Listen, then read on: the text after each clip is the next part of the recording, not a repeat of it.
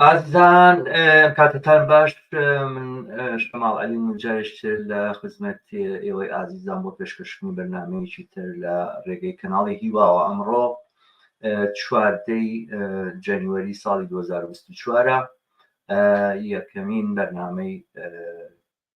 ساڵی نوێمانە و ئەم بەرنامەیەمان تایبەت کردووە بە خوێندنەوەیەک بۆ پاشخانەکانی جەنگ و کوشتاری ئیسرائیل لە دژی خەڵکی غەزە کە ئەمڕۆ 100 ڕۆژی خۆی تەواو کرد. بەرحاڵ ئێمە چەند بەرنامەی تریشمان پێشتر لەسەر ئەم بابەتە کردووە. ئەگەر بگەڕێنەوە هەر لە ڕۆژەکانی ئەوەڵەوە یەکەمین بەرنامەمان 5 ڕۆژ دوای پەلاماری تیرۆریستانەی حەماس بۆ سەر خەڵکی مەدەنی و دیارە لەگەڵی شاکردەوەیشی سەربازی کە لە دژی سەربازانی ئیسرائیل ئەنجامیدا. هەرو دەم 5 ڕۆژ دوای ئەو ڕووداوە یان ڕاستیە 4 ڕۆژ بەرنامەیەکمان کرد سەبارەت بە خوێندنەوەمان بۆ ئەم دۆخەوە. لە دوای ئەوەش چەند بەرنامەی تر ئێمە لەگەڵ بەشێک لە خاوەن نەزەرەکان و بەتایبەتی هەسوڕاوانی کۆمونیست گفتوگۆمان کردووە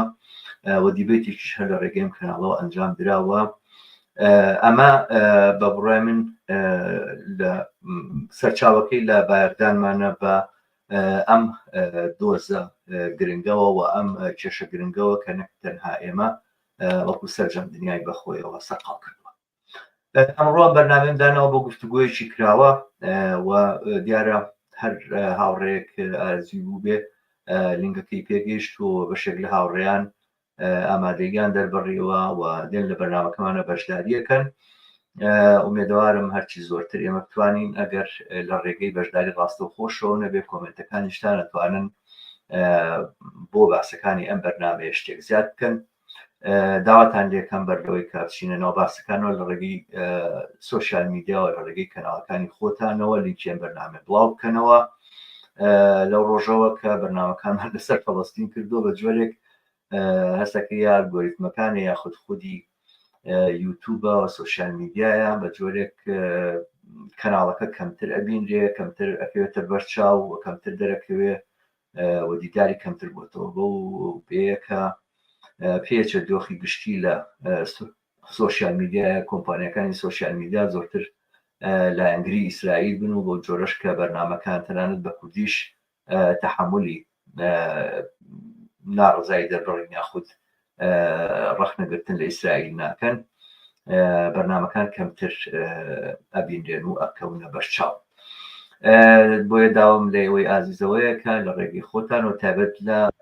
کەناڵی یوتیوبەوە لینکی ئەم بەرنامەیە لە ڕێگەی سۆشیال میدیاکانی خۆتانەوە بڵاو بکەنەوە. بچمە سەر بابەتەکان. دیارە حتمما ئەو ئازیزانە کە ئامادەی بەشداریان بووە زۆر بە خۆشحاڵیەوە بەشدارەکانیان کۆمنتەکانیان وەرەگرن، بەڵام بەر لەوەی کە من بچمە سەر لای ئەو ئازیزانە پێم خۆش خۆم سەبارەت بە خوێندنەوەی خۆم لەم دۆخە کەمێ قسە بکەم و دواتر حتمما بە بەشداری ئەوانیش بەرنامەکە دەوڵەمەندترەکەین.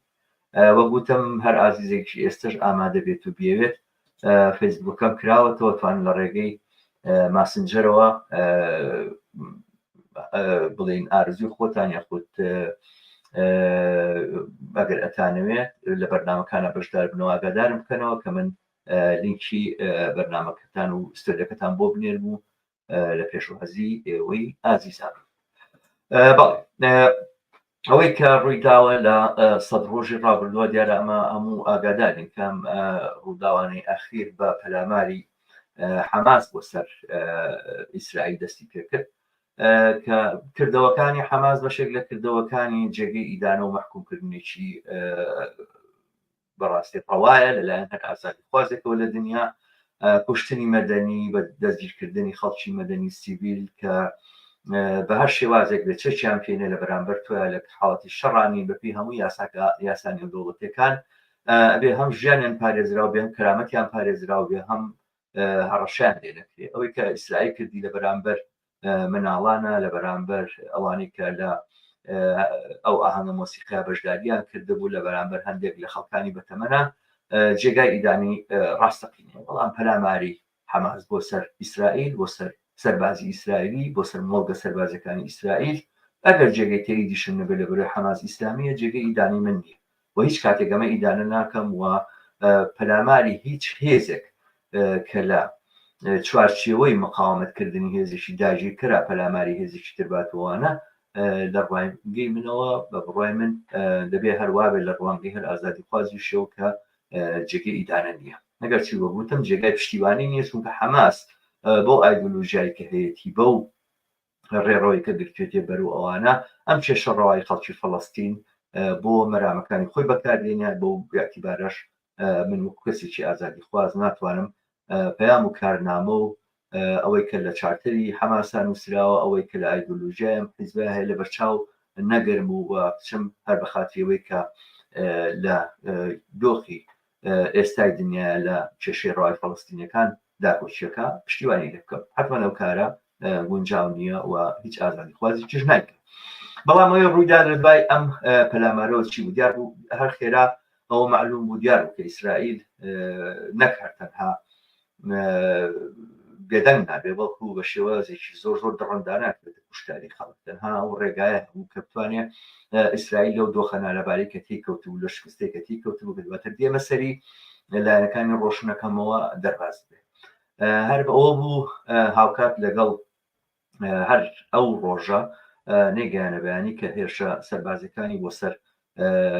غەزا شاری غەزا ناوچەکانی تری کردی غەزا و خەڵکی مەدەنی غەزە دەست پێ کرد ئیسرائیل لە ماوەی ئەم سەد ڕۆژەی ڕابردووە لەو ڕۆژەوە کە ئەو پەلاماری حەماس دراوە تا ئێستا کە ئەکاتە سەد ڕۆژ 65,000 تەن تەقەمەنی بەسەر خەڵکی غەزەیە بارەتووە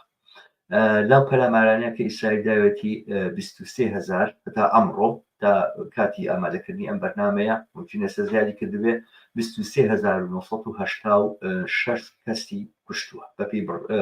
راپۆرتەکانی وەزارەتی تەندروستی لە غەزە هەروە 6,582 کەسی بریدار کردووە زیاتر لە 7,000 کەسیش نزیکەی 8,000 کەسەکە تا ئێستا هەر دیاربین کەسە نازانێت چۆن کەوتنەوە دەژێر دار و کردووی ئەو خانووە وێران و تێکدراوانەوە کە ئیسرائیل بۆمبارانی کردوون لەم ماوانە نزیکەی 2 ملیۆن کەس کۆچ پێکراوە 2 ملیۆن کەس ئاوارە بوون 1.5 ملیۆنیشی ئەمانە ئێستا لە ئەمڕۆ لە شاری ڕەفەح لە حاڵی ئێستا لە شاری ڕەفەح جێگیر بوون لەناو ئەوانەیە 400,000 لە خەڵکی ئاوارەی فەڵەستین بە نەخۆشی جۆر بە جۆرەوە بە هۆکاری جۆر بە جۆرەوە نەخۆشن و تووشی پەتای جۆر بە جۆر 6,000 کەس لەوانە پێویستیان بەوەیە دەست بەجێ لە غەزە بژوێزرێنەوە ببرێن بۆ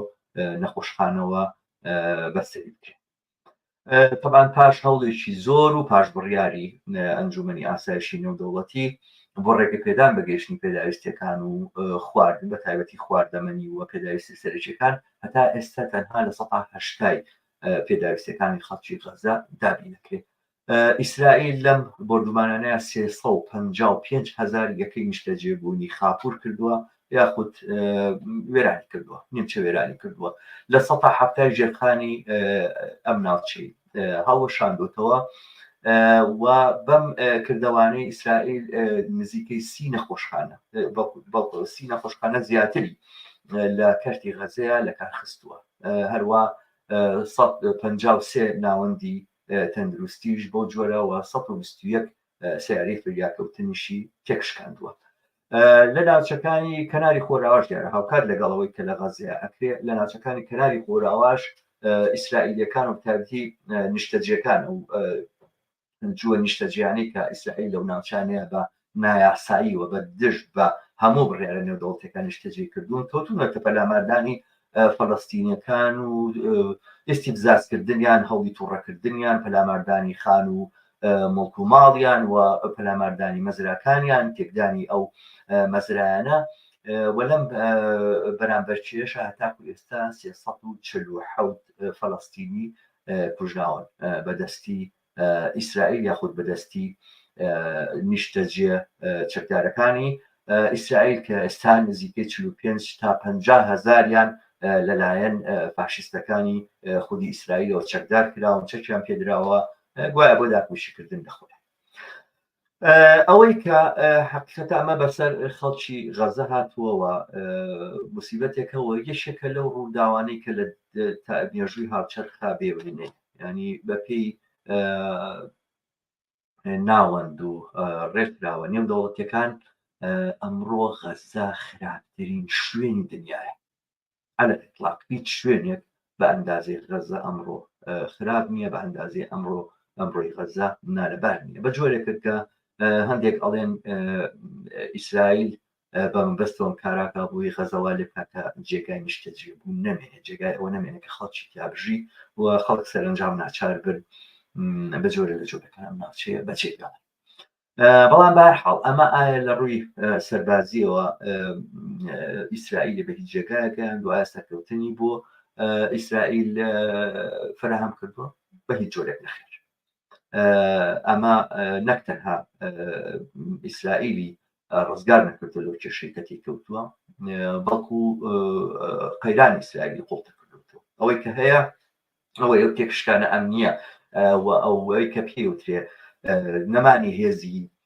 چۆن بەرگیری یاخود هێزی قووەت ڕەدە ئەوەی کە تۆ جۆرێک قووەتێکت هەیە دژمن و دەوروبەرەکەت لێت ئەترسنکەوە پەلامارت بدەن ئەم ئەفسانەی ئیسرائیل تێکشکاوە حەماس لە ڕۆژی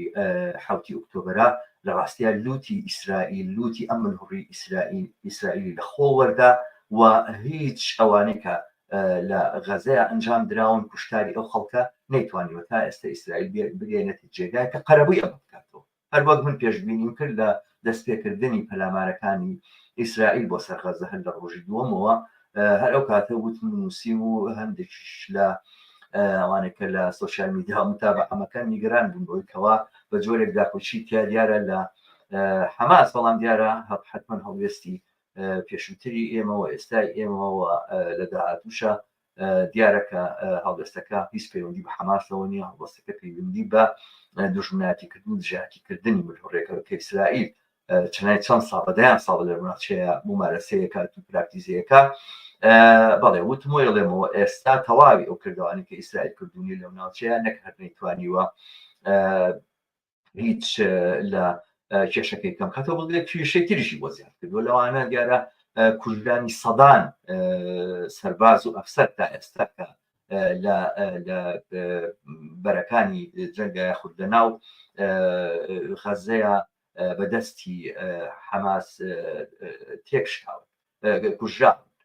و دیارە دەڵێن هەزارانی شەروا بریندار دیارە لە سوپای ئیسرائیل خۆی ئەمانە ناڵێ بەڵام بەشێک لە خەستەخانەکان و نەخۆشخانەکانی ئیسرائیل ئەم راپۆرتانە ناوەناوە ئاشکراکەن دیارە ئەوەی کە حەماس یاخودەوەی کە ئیسرائیل مەبەستی بوو بەدیبێنێت لەو ئەنجامانەی کە بۆ شەڕدای نابوو چ ئاشکرای کردبوو چ نەکردووەمان یەکەم تەهجیرکردنی خەڵکی غەزە دەرکردنیان بە یەکجاری بە جۆرێک لە جۆرەکان بەڕۆشنی بەڕوونی ئەمە باز نەکراوە بەڵام دیار بوو لە پەیوەند لەگەڵ ئەو پەیوەندی دیپلۆماسیانەیە کە لەگەڵ میسرە ئەنجامدرا زۆر بە ئاشکرا داوا کە میسر دیارە بۆ ماوەی کاتی بەحسابی نەتانیاهۆ بەڵام هەموو کەس دەسانەیە کە ئەو یاریە لە ساڵی 1948 شار بەرامبەر فەڵەستینەکان ئەنجامدرا کە دەرکران هەندێک شار و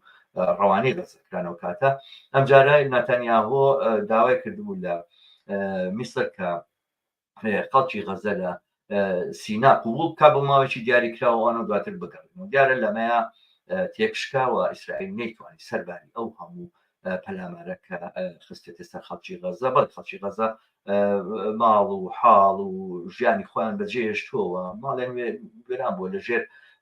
چادرە ئەژین لەژێر چادری نایلۆنە لەژێر چادری کاغەزە لە ڕەفەح ئەژین بە باران بە سەرما بەڵام لەناو غەزەن غەزە جێ نایەوە ونایە غەزە جێ بێڵن وە بەهەرحاڵ میسریش ڕێگای بەمە نەداوە و تا ئێستا ئیسرائیل لە ئەنجامدانی ئەمە سەرکەوتونەوە خەڵک ئاوارە بوون بەڵام ئاواری ناو غەزە بوونوە ئێستا ئیتر لە پاش ئەو دادگاییکردنی ئیسرائیل کە لە های بەڕێوە ئەچێ لە زار بەڕێوە ئەچێ لە پاشەوەمە زۆر ئەم پرۆسێ زۆر پشترەبێەوە خەڵکی غەزە ئەگەڕێنەوە سەر ماڵ حاڵی خۆیان لە باکووری غەزەوە دیارە هەر لە بەرنامە یەکەممانە لە دوای ئەم ڕووداوانی کە لە غەزە ڕوویان لە دەی ئۆکتۆبەر پێشبینی ئەمەمان کردبوو یا لە 11 ئۆکتۆبر پێشبینی ئەمەمان کردبووە وتبوومان کە ئیسرائیل ناتوانێت ئەم مەسەلێ بەدەست بێنێ گەرچی زۆر کەس بە حسابەوەی کە ئیسرائیل هەموو توانایشی سەربازی و شتێک دەتوانێت بکاوە لە کەس ناگەڕێتەوە هیچ حساب بۆ هیچ کەسێک ناکەوانە پیان وا بوو کە ئەمە کارێکی زۆر زۆر سادەی ئیسرائیل ئەنجامێت ئەڵام دیار بوو کە دۆخەکان بەباشی نەخوێن بۆەوە دنیایشی ترە ئەو دۆخێک کە ئێستا هەیە لە دنیای بەخۆی کۆمەڵێک عوامل کردواتر یا بەسەری باسیەکەم ئیسرائیل ئەمەی بۆ ئەنجام نەدراوە نەشتوان ئەنجامی ئەمە مەبەستی یەکەمی ئیسرائیل لە شەڕا مەبەستی دووەمی لە کاروبارکردنی حەماس و ناوبردنی حەماسە کوشتنی ڕابەرستەکردەکانی حەماسە تا ئێستا لە ناو خودی غەزە ئەم کاری بۆ ئەنجام نەدراوە لە جنوبی لوبنان بڵێن لە لوبنان لە بەیروت لە ضاحیە لە بندەستی حیزبوڵای ئەمە ئەنجام داوە ئەمە پێش غەزەش و دوای غەزەش و لە دەرەوەی شەڕی غەزەش دەتوانێت ئەمە ئەنجام بدات و بیکا بەڵام لەم کات و ساتەیە لە دەرەوەی غەزدا پەلاماری سەرکردەیەکی حەماسی دا و کوشتی بەڵام لە ناو غەزە تا ئێستا کەسی نەبوو دەستگیر کراوە بۆ لە ناوراوە و حەماس لە هەزار هەر ئەمڕۆ عسقلانی بە گورزێک لە ساروخ کە دیارە هەر لە یاری پیشەکەشێتەوە شتەچێ بەرەم بڵام بەهەرحاڵ ساروخە و فڕێدرێت لە غەزە و ئەخرێتە پەلاماری عسقلانی پێدراوە ئەمە هەر ئەمڕۆ ئەنجام دراوە نیشانێ دەکە غەزل کە حەماس لە هەزار توانای سەربازی ماوە توانێت گورز بۆشێ نەزار بۆ بۆشێنەوە لە هەزار شەڕە لە ناو غەزەیە شەڕ لە بەرامبەر ئیسرائیل ئەنجامەدا داسەپاندنی هێزی سەربازی بەسەر غەزەیە ئەوەشی بۆ نەکراوە لە ماوە لە هەندێک ناوچەیە بێدەنگی ئابێت لە پاشانە پاش ماوەیەشی کەم دووبارە شەڕ دەست پێکاتەوە بۆ معنایە ئیسرائیل قووەتی فەرزکردنی خۆی لە هیچ ناوچێکی غەزا بۆ ئەنجام نەدراوە ئەمەش خواستی سێمی ئیسرائیل بوو لە شەڕەکە ئەمەش نەگەیشتووە ڕزگارکردنی بارنتە ژیراوەکان هەتا ئێستا تا ئەم لەحزەیە جگەر لە ئەو ماوەی کە هودنەی تیاکراوە بە ڕێگەی دیبلۆماسی ئیسرائیل بە ڕەزامەندی خودی حەماس بارنتەکانی بۆ گەڕاوەتەوە تاقە یەک دانە بارنتەشی بۆ ڕزگار نەکراوە بگرە بەشێک لە بارنتەکانی خۆی بەهەڵا بۆ تیرباران کردن و کوشتنی وەلا هەوڵیا بۆ ڕزگارکردن یەکێک لە بارنتەکان هەم بارنتەکە کوژرا هەم سەربازەکان کوژران و پێما بێ لاشەی بارنتەکەش و لاشەی سەربازەکانیش ئیسرائیل نەیتوانی بیانێنێتەوە ئەمە ئەو ئامانجانە بوو کە ئیسرائیل هەوڵی بۆدان کە هیچیان بە ئەنجام نەگەیشتون لە ڕووی ئابووریەوە ئیسرائیل زیانێکی گەورەی لێکەوتووە و بەپێی ئەو سەرچاو ئیسرائیلەکان خۆیان کوتێنانی بوجە لە 4.3 بوو 4.3 بوو لە ساڵی 2023ەوە کە بەگشتی کردوێتی 18 ملیۆن و نیو دۆلار ئەمە عەجزی میزانیەی ئیسرائیلە هەروە لە ڕووی ئابووریەوە ئیسرائیل لە خزمەت گوزاریەکان و لەو هێزی کاری هەرزانی کرێکارانی فەڵەستینی وە فەراهەمە کرد کە دیارە بەدەیان هەزار کرێکاری فەڵەستینی پێ بوو ئازانم نزیکەی ڕۆبع ملیۆنە کرێکار بەس تەنها لە کەرتی خۆراوەوە هەموو ڕۆژێک کە چوونە ئیسرائیل بۆ کارکردن و ئەگەڕانەوە و ناوەناوە لە کاتی جەژنەکان ئاگەیشتە 9 ملیۆن و تەنانەت ملیۆنێک کارگەریش کە چوون لە ئیسرائیل کاریانە کرد ئەمە ئیتر لە بەردەستی ئیسرائیلانی ئیسرائیل خویە ترسێت لە ڕاستیە کە سوود لەمانەوە بگری ئەمەش کاریگەریی زۆر زۆر گەوری لەسەر ئابووری و لەسەر خزمەت گوزاریەکان لە ئیسرائیل داناوە ناوچە کشت و کاڵەکانی دەوروبەری غەزە ناوچەکانی باکوور کە ئەوانش هەموو یا شوێنی سەنعەتی بوون یا شوێنی کشت و کاڵی بوون هەمویان پەشیان کەوتووە تا ئێستا لە حاڵی ئێستا نزیکەی 100,000 لە ئەوانەی کە لە دەوروبەری غەزە نیشتەجێ بوون لە جووەکان نیشتەجێبووەکانی دەوروبەری غەزە دەرچوون و نەماون و چوونەتە شارەکانی تری ئیسرائیل و هەروە نزیکی 150,000 کەسیش لە باکووری ئیسرائیل بەهۆی هەڕەشەکانی حیزبوڵڵا و ئەو ناوچانەیان جێهێشت و ئەمانە لە کار و کەسابەتی خۆیان دوورکەوتن و تەماڵی خۆیان دوورکەوتنەوە بە تایبەتی ئەوانەی دەوروبەری کەرتی غەزە کە بە سەبەتەی خۆراکی ئیسرائیل حسابەکەی ئەمانەی تر کار ناکەن و هیچ بەروبوومێکی خۆراکی و بەروبوومێکی کشت و کاڵی بەرهەم ناهێنن و هەموو ئەو کارگەرانش کە هاتبوون لە تایلاندەوە یاخود لە وڵاتانی ترەوە هاتبوون بۆ کارکردن لە ئیسرائیلیان جێهێشتووە ئەمە جگەلەوەی ژمارەیەکی زۆر لە بڕوانامەدارەکان ژمارەی زۆر لە کەسانی پسپۆر ئیسرائیلیان جێشتەوە بەبێ هەندێک تەقدیرات لە نێوان 1 ملیۆن تا ملیۆنێک لە جووەکان ئیسرائیلیان چۆڵ کردو ئەوانەی کە دیارە بەشێکی زۆر ئیسرائیلەکان هەمووان ئەزانن کە دوو جنسیان جنسی ئەمریکیان هەیە بەریتانیان هەیە فەڕەنسیان هەیە ئەڵمانیان هەیە و هەروە جنسی ئیسرائیلیشان هەیە ئەمانە هەموو لە کات و ساتی شەڕایە بە تایبەتی کە مرافە هەنوە بە شوێن ژیانێکی ئاسوودە و ئارامە ئەگەڕێن و ئەوانە مەجبورین لە ئیسرائیلا بمێنەوە بڕۆن لە هێزی سەربازی یەکێکی سەربازی ئیسرائیلا بەشداری بکەنەوە وڵاتیان بەجێهێشتەوە ڕۆیشتوو بە ئەمانە وەک باسم کرد لە نێوان 1 ملیۆن تا ملیۆنێک حسابەکەن بەپێی ئەو حساباتانەی مەتارەکان کراوە چەند تیارە هاتووە چەندی هێناوە چەندی بردووە ئەو حساباتانەی کە کراوە هەندێک ناوەند لە میسر بە تایبەتی وان تەخمین کردووە کە لە بینی 1 ملیۆن تا ملیۆنێک ئەمانە بەشی زۆریان دەوڵەمەند پارەدار ئەوانن کە ئیسیسماراتیان هەیە ئەوانن کە پارەکانیان ئیسیسمار کردووە لە ئیسرائیل یاخود ئەوانن کە خاوەنی بڕوانامن خاوەنی اختصاساتی بەرزن کەنانێت چیتر لە ئیسرائیل بمێنەوە ئیسرائیل بەجێ ئەمەش لە ڕووی ئابووریەوە لە ڕووی کۆمەڵایەتی شۆ تەنانەت کە کێشەیەکی زۆر گەورە بۆ کۆمەلگای ئیسرائیل دروستەکە ئەوە جگەلەوەی کە بەهۆی هێرشی حوسیەکانەوە بەهۆی ئەو پەلامارانی کە لە دەریای سوورا کراوەتە سەر ئەو کەشتیانی کە ڕوو لە ئیسرائیل دەکەن یا لە ئیسرائیلەوە دێن یاخود شتومەک بۆ ئیسرائیل دەبن یا خاوەنەکانیان ئیسرائیلین ئەمەش کارێکی کردووە کە ئێستا ئەو خەرجی هاتنی شتومەک بۆ ئیسرائیل گەلێک بچێتە سەرەوە بەمە نرخی شتومەکەکان زیادی کردووە هەندێک شتومەکە قەرار وا بە وڵاتی ئیسرائیل نەگەیشتووە و کێشەی جدی لە ڕووی ئابووری بۆ ئیسرائیل دروستکردووە لە ڕووی سیاسیەوە چی ڕوویداوە لە ڕووی سیاسیەوە ئەزمەی حکوومەتی لەناو خودی ئیسرائیلە زۆر لە جاران زیاتر قوڵبووەوە ئەمڕۆ ئێمە لەناو حکوومەتی ئیسرائیلەوە لەناو حکوومەتی حربی ئیسرائیلەکە دوو بڵێنەوەی کە حکوومەتە ئاسایەکە بوو پێش شەڕەوەی ئەو حکوومەتی کە دوای شەڕ دروستکراوە لەناو هەردوو حکوومەتەکە لەناو هەمدوو ئەم دوو مەجلیسە مەجالیسە ویزاریانەیە ئێمە کێشەی گەورە ئەبینین لە بینی لایەنە جۆراوجۆرەکانی ئیسرائیلە کە بەشی زۆریان ڕاستڕەون تقریبان چەپڕاوەکان ئەمڕۆ لە ئیسرائیلە هێزێک و نەفەسێکی زۆر بەردیان نییە و بگرە پەراوێز خراون و خەڵکی ئیسرائیل بەگشتی تەرەفدار و لایەنگری ڕاستڕەوە و ڕاستڕەوی تەنانەت پەرجیلیشە وەکو جەماعەتی بنغەفیر و وەکو ئەو گروپانی ترکە هەندێکیان باشکرا فاشستن باشکرا دوژمنی عەرەبن و ژیان بۆ عەرەب بە ڕەوان نابین کێشە لە بین ئێمانەیە دروست بووە کارێکی وایە کە بۆ نمونە وەزیری بەرگری لقاء لەگەڵ ناتانیاهووا جێهێڵێ بە بخاتیەوەی نیانێشتووە مرافقەکەی لەگەڵ یابێ و بتەنانەت کۆنگرە ڕۆژنامە نووسەکان کە ئەبێ هەموو ڕۆژێک ئەنجامی دەنوانە بەیەکەوە نایکەن وەزیری دیفاع و ڕئیسیەکانی جێش بەجیائیکە و ناتانیاهو خۆی بەجیا ئەم کاراکە کە ئەمە نیشانەی ئەو تێکەولێکەیە کە لەناو ئەم حکوومەتەیە هەیە و تەسویریان بۆ داهاتووی کە لە داهاتووە بێ لە غازە چێبوو با کێشێکایە مەساری شەڕەکە چۆن بچێتە پێشەوە لە بینیانە کێشە هەیە ئەوەی کە لە مەرحەلەی دووەمە بچن بۆ مەرحەلەی سێم گوایە ئیتر واز بێنن لەوەی کوا بردومانی خەڵک کەم بەم جۆرە وەحشی دەریانەوە بە شوێنەوە بن کە بەتەواو ئامانج بگرن لە ئەو جێگەیانەی کە ئەزانن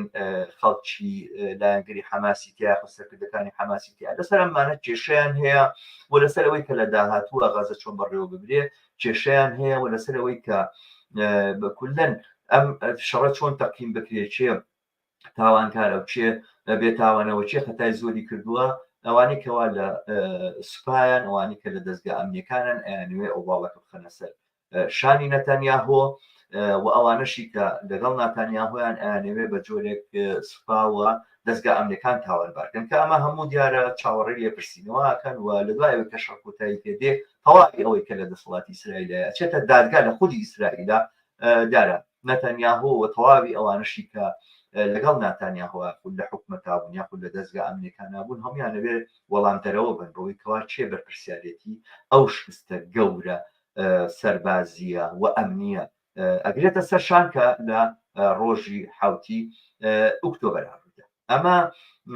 داهاتوێکە کە هەمووان لێ ترسن و ناتانیاهۆ لەوە زیاتر تەنانەت لەوە ترسێکە بەرەو زیندان بێتەوە 4 کەیسی لەسەر کەیسی فەسادی ئابووری، فەسادی مالی و کەیسی ئابڕووبەر کە لەسەر ئەم کەیسانە قابل بەوە بچێتە دادگا و ڕوبەڕووی زیندانیش بێتەوە. هەموو چاودێرەکان لەسەر ئەوە کۆکن کە کۆتایی هاتنی شەڕی غەزا مەگەر بە معجزەیەک دەنا کۆتایی هاتنی شەڕی غەزا، یعنی ئەوەی کە ناتانیاهۆ ئیتر ڕێگەی زیندان ئەگرێتە بەر. ئەمە کە لە دۆخی سیاسیە دیارەوە گوتم ئەم دۆخە سیاسیە ئەتوانین ئەوەشی بۆ زیاد بکەین کە ناڕزایی زۆر بە زۆر لە بەرامبەر حکومەتە لە ئیسرائیل هەیە. وتمان شەپەکان بێدەنگن دەنگیان کزا، بەڵام ئەمە خەریکە ڕۆژ بە ڕۆژ ئاڵوگۆڕی بەسەرەتێ و ڕۆژ بە ڕۆژ دەنگی ئەمانە بەرزترە بێتەوە، بە تایبەت لەگەڵ شکستەکانی ئیسرائیلەوە کوژانی ئەو هەموو سەربازانە ئەنجام نەدانی هیچ بە ئەنجام نەگەیشتنی هیچ کام لە مەبەستەکانی شەڕ و ئەوانە دەنگی چەپەکان و دەنگی ئاشتی خوازی بەرزتر و بەرزتر ئەبێتەوە لە ناو کنیستە نوێنەرێکی یاخودێشێک لە ئەندامەکانی کنیست کە پەرلەمانی ئیسرائیلەکە ڕاستەوخۆ پشتیوانی خۆی لە کەیسەکەی دژی ئیسرائیل لە محکمەی لاهای دەربڕ دیارە بۆ بە کێشەیەکی گەورە ئەڵام بەرحەمە بەستمەوەیە کە جەسارەت و جورئەتی چەپتا ئەو ڕادەیە ڕۆیشتووە و هەروە خۆپیشاندانەکان لە دژی شەڕ بۆ کۆتایی هاتنی شەڕ دەست بەجێ هەر ئێستا دەستی پێکردووە کە دیارە مەشتێکی تازەیە. ئەمە لە هەفتەی ڕابردووە لە دەڕۆژی ڕابردووە وردەوە لە خەریکە سەر هەڵەدا و ئەکەوێتە بەرچاوانە کە پێشتر ئەساسەن هەر قەدەغە بوو مەمنوع بووە شێوازی لەم جۆرە لە خۆپیشاندانەوەوانە بەرەنگارە بۆ پۆلیس کاری خۆی لەگەڵا کرد، بەڵام ئێستەی تر دیارە بەرگەری پێ ناکرێت و خەریکە ئەم جۆرە خۆپیشاندانە دەرەکەون. خۆپیشاندانێکی ترکە لە درێژەی خۆپیشاندانەکانی پێشووە لە دژی نەتانیاهۆ دیارە نەتانیاهۆ پێش شەڕی غەزا کێشەیەکی گەورەی هەبوو لەگەڵ بەشێکی تری دەستەی حاکمیەتی ناو ئیسرائیلەوە لەگەڵ خودی تەنانەت هەندێک ناوەندی ناولی کۆدی شاوەجگەرەوەی کە لەگەڵ حیزبی کارە کێشەیەکی زۆر گەوریان هەبوو لەسەرەوەی نەتانیاهۆ ئەویست کارێک کە دادگاکانی ئیسرائیل لەسەر بەخۆی نەمێنن و ببن بە بەشێک لە بەشەکانی دەسەڵاتی تەنفیزی و دەسەڵاتی تەنفیزی دەسەڵاتی بەسەریان ئەبێ. ئەمە دیارە بۆ پاراستنی خۆی بوو لەو کەیسانەی کە لە دادگایە هەیەی بۆیکەوە بمێنێتەوە و ڕوبڕی دادگا نەکرێتەوە. ئەمە بوو بە کێشەیەکی گەورە خۆپیشاندانی گەورە لە ئیسرائیلە ئەنجام درا پێش شەڕی غەزا. ئەم خۆپیشاندانە دووبارە دەستی پێکردووە لە پاش ماوەیەک لە ئەو بێدەنگی بەهۆی شەڕەوە دووبارە خۆپیشاندان دەستیەوە. خۆپیشاندانی سێم خۆپیشاندان و ناڕزایەکانی ئەو خەڵکانن کە کەسوکاریان لە بن دەستی حەماسا گیراون و چاوەڕوانی ئازادبوونیانەکە. ئەم خۆپیشاندانەش ڕۆژانە هەیەوە لە دوێنێەوە پێما بۆ ماوەی 24 سعات پەناگیری یاخود اعتیسام لەسەر جادەکانی تەل ئەبیب و بەشێکی زۆر شارەکانی ئیسرائیل ئەنجام درا کە بۆ گوشاردانان لەسەر حکوومەت و لەسەر نەتانیاهۆ بۆ جێڕانەوەی بەبارەتەگیراوەکانە. لە ڕووی نەودەوڵەتیەوە ئیسرائیل لە ڕووی نەودەوڵەتیەوە ئەو وێنەیە کە ئەم جارە لە ئیسرائیل دەرکەوت پێشتر نەبوو. خەڵک ئیسرائیلی وەکو کۆمەڵگایەکی مۆدێرنی متەمەدینی بە جۆرێک ئاشتی خواست کەوازی لێنانە شەڕی پێفرۆشن توریستەکان دەستبەردانی نابن و واز لە ئیسرائیلەکان ئیسرائیلەکان وەختی خۆی لە مونخ بەرزشکارەکانیان کوژرا لە هەر شوێنێک دەرەکەون و ئەوانە پەلامارە درێن لە حتا لە ئەمریکای لاتین ئێران دەسی لێوەشانن لە هەموو جێگەیەکە بڵین تیرۆریستان بە شوێن ئیسرائیلەوەن و دەستبەرداری نابن و وازی لێ ناهێن و هەمیشە خەریکن ئەوەی بۆکەن. بەڵام ئەمە دەسەڵاتێکە و دەوڵەتێکە ئەوێ گەلی یەهود بپارێزێەوە گەلی جوو بپارێزێ لەوەی کە لە ناو بچن قڕ بکرێن و ئەوانە لە کۆلۆکۆس ڕزگاریان بۆ ئێستا حەقی ئەویان هێدەوت. ئەمە ئەو وێنەیە بوو کە لە دنیای متەمەدینی غەربە لەسەر ئیسرائیل هەبوو. وڵاتێکی دیموکراتی وڵاتێکی قانونی مرۆڤی تایە ئازادیە و بەشێک لەوانە ڕاستیە یانی حەقەت ئەوەیە زۆرێک نە قسانێک ئێمە لێرە ئەیکەم و ئەوانە تەقاریرێکن ڕاپۆرتێکن لە ناو خودی ئیسرائیلەوە بە ئاگاداری ئیسرائیل لە ڕۆژنامەکانی ئیسرائیل بڵاوکرێنەوە. لێکە لە ڕۆژنامە نووسەکانی ئیسرائیل و منتەقیدێکی زۆر بێ ئەملاو ئەولای خودی دەوڵەتی ئیسرائیل نەک تەنها حکوومەتی نەتانیاها خودی هەموو ئەو پرۆسەیەکە لە ئیسرائیل بەڕێوەچێت لە هەئارەت هەموو ڕۆژێک وتاردا بەزێنێ بەبێ ئەوەی لەسەر جادە وەکو خۆیڵت فم لێ بکەن یاخود قسەم پێ بڵێن ژنێوم پێبن بەڵام دەوڵەت هیچی لەگەڵان ناکە یعنی ئەم جۆرە ئازادیە بۆ ئەم بەشە لە جووەکان لە ئیسرائیلا وجودی هەیە بەڵام ئەوەی کە نەزانرا بوو و ئەوەی کە دیار نەبوو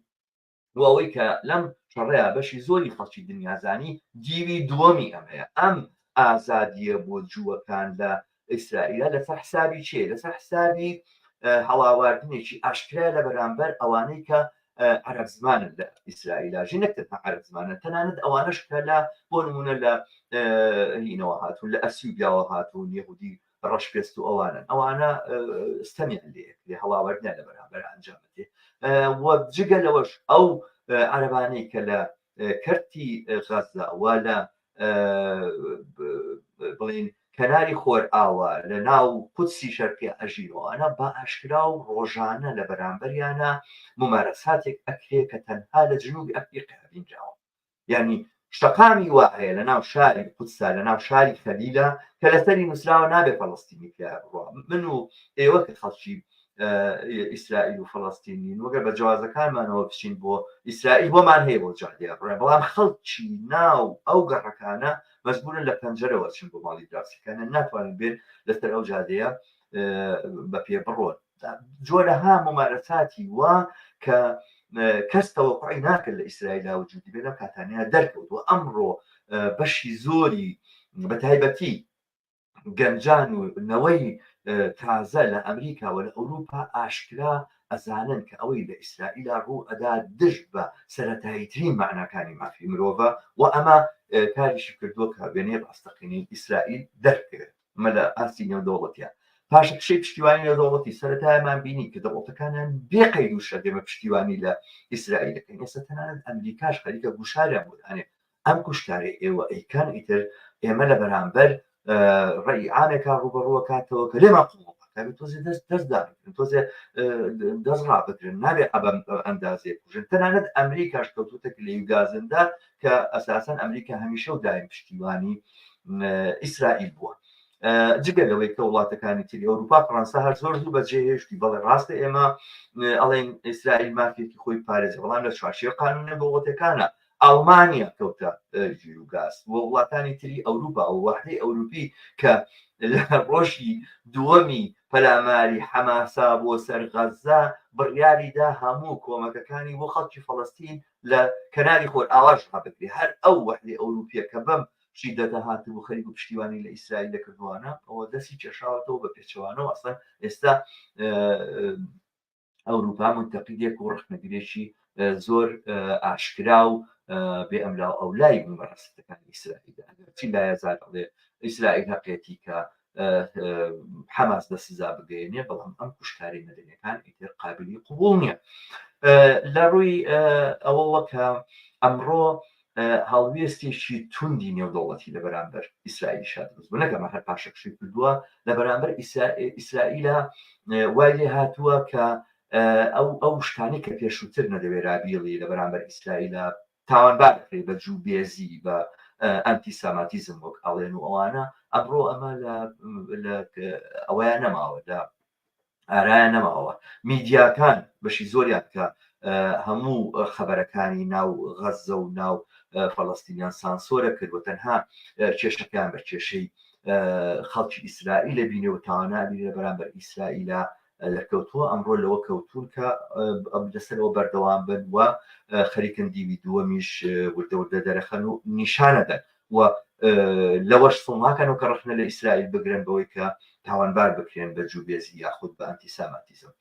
لەولا ئەبینین ئەم مووقیف و هەڵوێستە نێودەوڵەتیە تەنانەت هی دەوڵەتەکان بە جۆرێکی گەیشتووە کە جنوبی ئەفریقیا ڕۆژ لە دادگای لاهای داوایەکی لە دژی ئیسرائیل تۆمار کرد کە ئەمە یەکەم جارێتی لە تاریخی خۆیان ئیسرائیل ڕوبەڕووی وەقتی دۆختوا ببێتەوە هەموو کاتێک ئیسرائیل هەموو ئەو تاوانەی کە ئەنجامی داوە پێشێرکردنی بڕیارە نێودەوڵەتیەکان پێشێرکردنی بڕیارەکانی ئەنجومەنی ئاسایش بڕیار لە دوای بڕیارە کە داوای پاشەکشەکردنی لێ کردووە داوای ئەنجام نەدانی هەندێک کردەوەی لێ کردو هەموو پێشێر کردو بەڵام ئەم جارەیان کارەکە گەیشتووە بۆی کەوا ڕابکێشرێتە ڕاپێچی بەردەم دادگای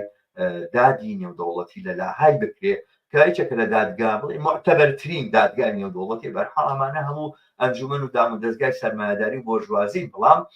بە جۆرێک ئەمانە ئێستا ڕەنگ و ڕوو سیمای ئەو کۆمەلگانی و دەوڵەتیان کە باسەکرێ ئەم کۆمەلگانی دەوڵەتی خەریکە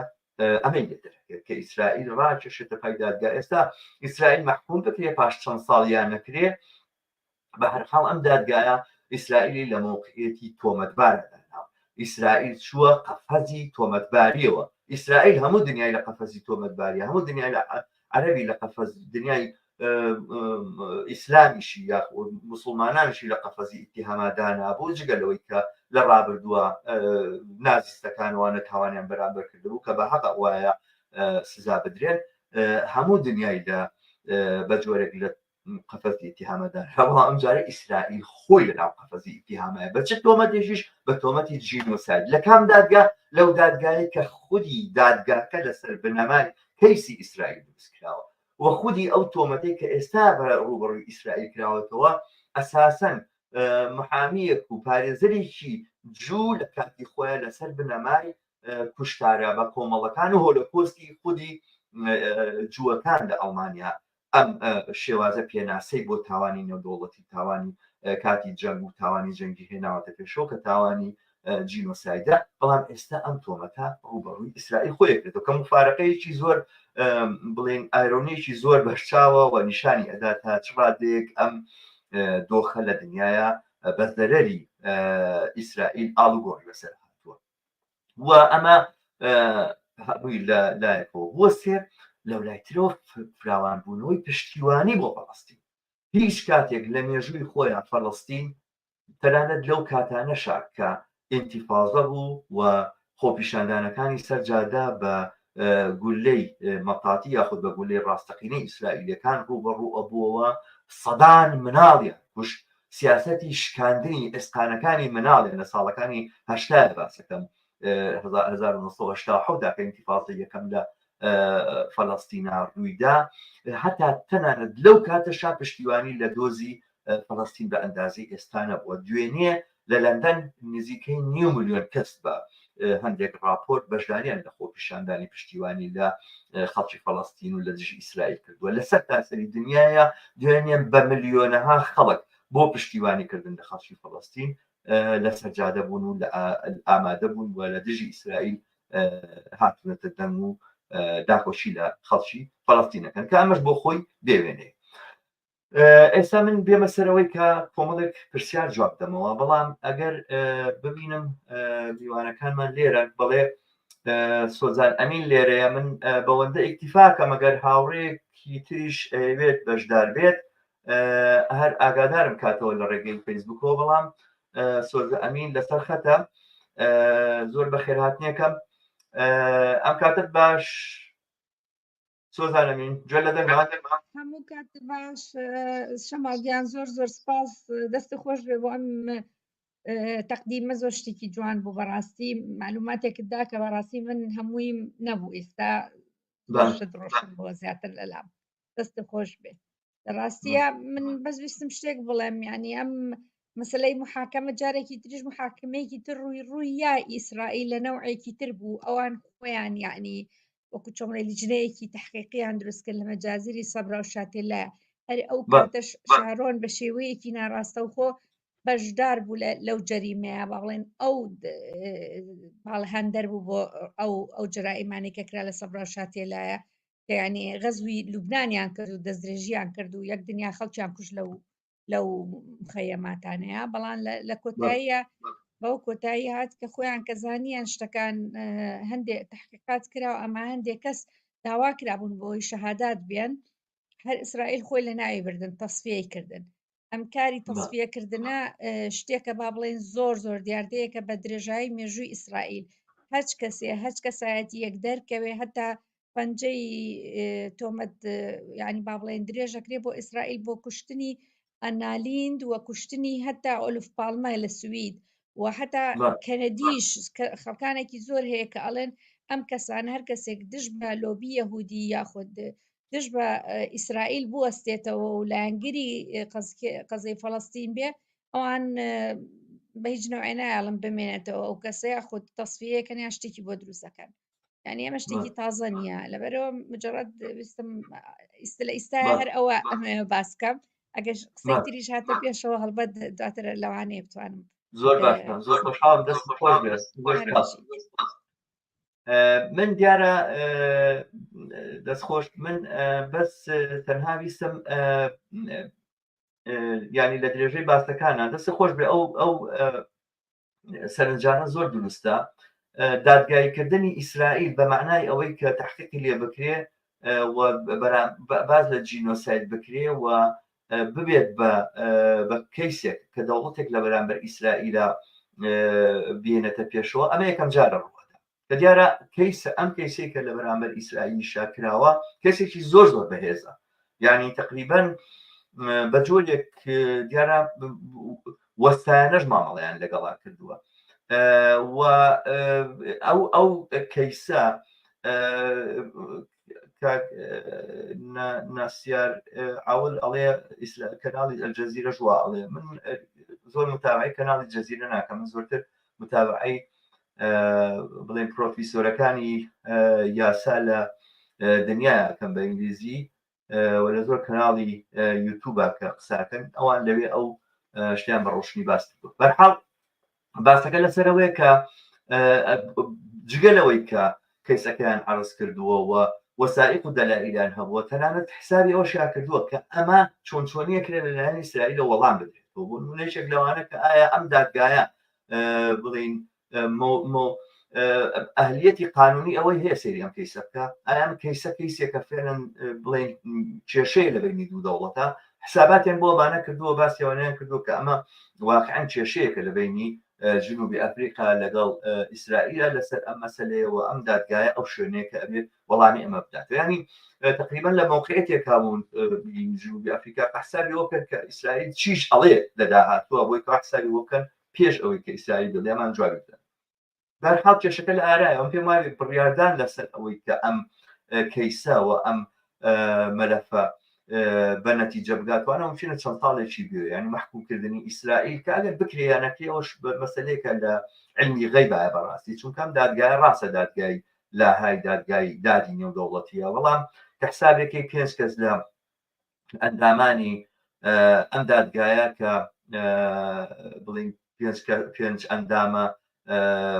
بڵین دائیمەکەی مەجلیسی ئەمن رووسایە سینە بەریتانیایە فەڕەنسایە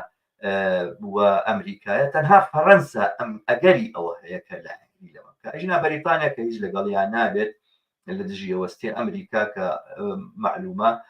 سین لە ترسیەوەی ڕۆهینەکانی لێزیینەوە بکرێتەوە ناوێت دادگای دادی نێودەوڵەتی لەسەر ئەم مۆزوع شتێک بڵێ هەروە رووسیا بۆ خۆی بەر لە ئێستاە محکومە بۆی کەوا خەریکە لە ئۆکرانیا جینۆساید ئەنجامەدا بە جۆرێک دادگای تاوانی نێودەوڵەتی دەنانێت بۆتینی محکوم کردو وتین ئەمری قەبزی هەیە ئەمە تاییدکردنی ئەم کەیسە لەلایەن ئەم لایەنانەوە ممکن ئیمکانیەوە هەیە کە ڕێگەدا بەرحاڵ ئەمە لە علمی غەیبە ئەبێ نابێ بەڵام ئەوە گرنگە کە ئەم دادگایە توانای ئەوەی هەیە هەر ئەمڕۆ بە ئیسرائیل بڵێ شەڕڕاگە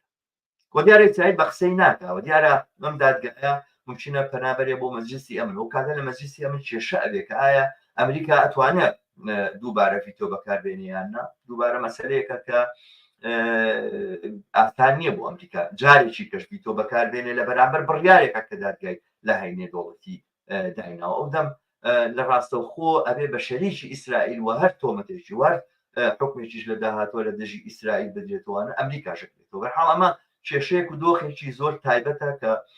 ممکنە مەجلیسی ئەم جارە بە بڕیار بداوە داوا بکە کە ئیسرائیل شەڕا بگرێ و دەم ئیسرائیل بەخۆشی خۆی بێ یاخود بە هەشتێک بێ شەڕ لە غەزەیە ڕابگرێ بە حکمی ئەم محکەمەکە پێم وابێ بۆ ئەم مەسەلەی ئێمە هەر تەنها ئەبێت چەند هەفتەیەک چاوەڕوان بکەین زۆرتر لەوەی پێ ناچێت بۆ ئەم بەشیان بۆ بەشی حکومەکەیان دیارە زۆرترە بەرحاڵ ئەمەی کە ئیسرائیل ڕوبەڕووی بۆتەوە لە دنیای دۆخێکی زۆر زۆر تایبەتە ئەوە شتێکە کە لە ڕاستیە وەکو کەسێکە داکۆچی لە ئازادی و یەکسانی بە ئەرچی سەرشانی خۆمەزانم بۆ من جێگای ئەو پەڕی دڵخۆشی و جێگای ئەو پەڕی بڵین دڵگەرمیە. دەلیلەکەشی ئەوەیە کە حەزەکەم ئێستا بێمە سەر ئەوەی کە باسی ئەوە بکەم باەکی کێشەی فەڵەستین لە چیایە و بۆچیە بە سەرجەم ئازادی خوازە پشتیوانی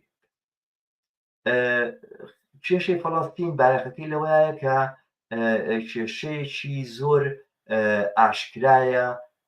لە ستەمکردنی نەتەوایەتی لە ناوچەی خۆرهەڵاتی ناوەڕاستە و بە جۆرێک لە جۆرەکان پێی تەواوی سەرمایەداری دنیا ڕاکێشراوەتە ناو ئەم کێشەیەوە. دۆڕانی ئیسرائیل لە بەرامبەر فەڵەستینە بە جۆرێک لە جۆرەکان دۆڕانی ئەو ڕەسمیەتەیە کە سەرمایەداری لە ئاسی دنیاە بەخۆی داوە و دۆڕانێتی لە بەرامبەر چییە دووبارە لەک لە بەرامبەر ئەوەی کە هەیەتێکی تری ئیمپریالیستی وەکو رووسیا بێتەکایەوە و ناوچەی لێ بگرێت و هەڕەشە لە ئەوروپا کەنا دۆڕانە لە بەرامبەر مقاومەتی خەڵکیشی ژێرستەما و ئەمە بە معنایەک پشتیوانیکردن لە کێشەی ڕەوای فەڵەستین ئەکاتە پشتیوانیکردن لە جوڵانەوەیەک و لە حرەکەتێک کە ئەمڕۆ درێژکراوەکانی دوژمنانی ئەم جوڵانەوەی کە دەوڵەتی ئیسرائیلە ڕاستڕەوە پەرگیرەکانی دنیا بە بۆتینتەوە بە دەسەڵاتدارانی مەسەڵەن پۆڵۆنیاوە یاخود دەسەڵاتدارانی هەنگاریاوە نەمساوە بە ئەو گروپانەی کە بۆ نمونە سوارە دیموکراتە ناکە لە سویدا دووبارە پشتیوانی ئیسرائیلەکە بە ڕاستیستەکانی فەڕەنسا بە جانماری لۆپێن کە ئەوانە ئەساسا خۆیان نازین و داخۆشیان لە نازی کردو پێشتر لە ئەوانە جوبێزی لەوانەوە داکەوتەوە بەڵام ئێستا بەم بەرێ ڕاستڕەوە هەمووی چۆتە پەنا دەوڵەتی ئیسرائیل و جێگۆڕکێشیان بەوە کردو جاران ڕکیان لە جوو بوو جویان نابرد ئێستا موسڵمان نەخستۆتە جێگای بە جۆرێک لە جۆرەکان و ئەیانوێ هەمان پرۆسە درێژەی هەبێت لە ئەوروپایە. دۆڕانی ئیسرائیل لە بەرامبەر ئەم دۆخەیەکە لە فەڵەستینە هاتوۆتە پێشەوە و تێکشکانی ئەم سیاسەتە دوژمنکارانەیە بە ئینسان تێکشکانی هەموو بەرەی ڕاستەوی تونندڕەوە لە دنیاە و بەم معنایەش سەرکەوتنی ئیسرائیل لەم کارەیەکە ئیکا ئەوەی کە بتوانێت غەزە تەختی عەرزکات و خەڵکی غەزە دەرکات و مەسەلەکە تەسبیە بکات و ئەوانە سەرکەوتنی بەرەی ڕاستڕەوی ئەو پەرگیر و ڕاستیستە لەسەر تاسەری دنیا. هەموو ئەوانەی کە پێیان وایە لە بەرەوەی دینی ئیسلامیان تەرک کرد و ڕەختیان لە ئیسلامەکان هەیە ڕاستیستەکان لەگەڵ موسڵمانە نەجیانەکەنەوە لەوە خاتر جەم بن. ئیسرائیل لە فەڵەستینە لە بەرامبەر خەڵکی فەڵەستینە سەرکەوتن بەدەستبێنێ ڕاستیستەکان لەم وڵاتانە چاوی ئێوەش دەرێن وەکو چاوی مسلمانان دەرێنن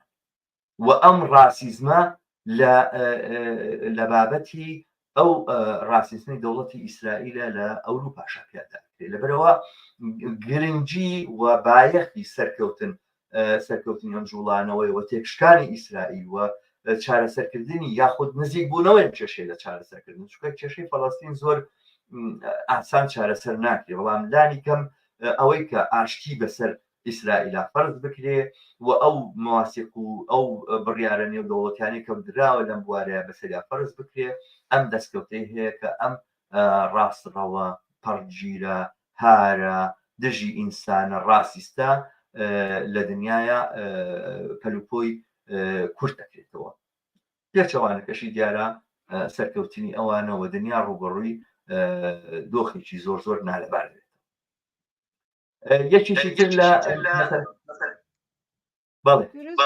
ویستم بڵێم یعنی هەر ئیمڕۆکە لە محکەمەی لاهای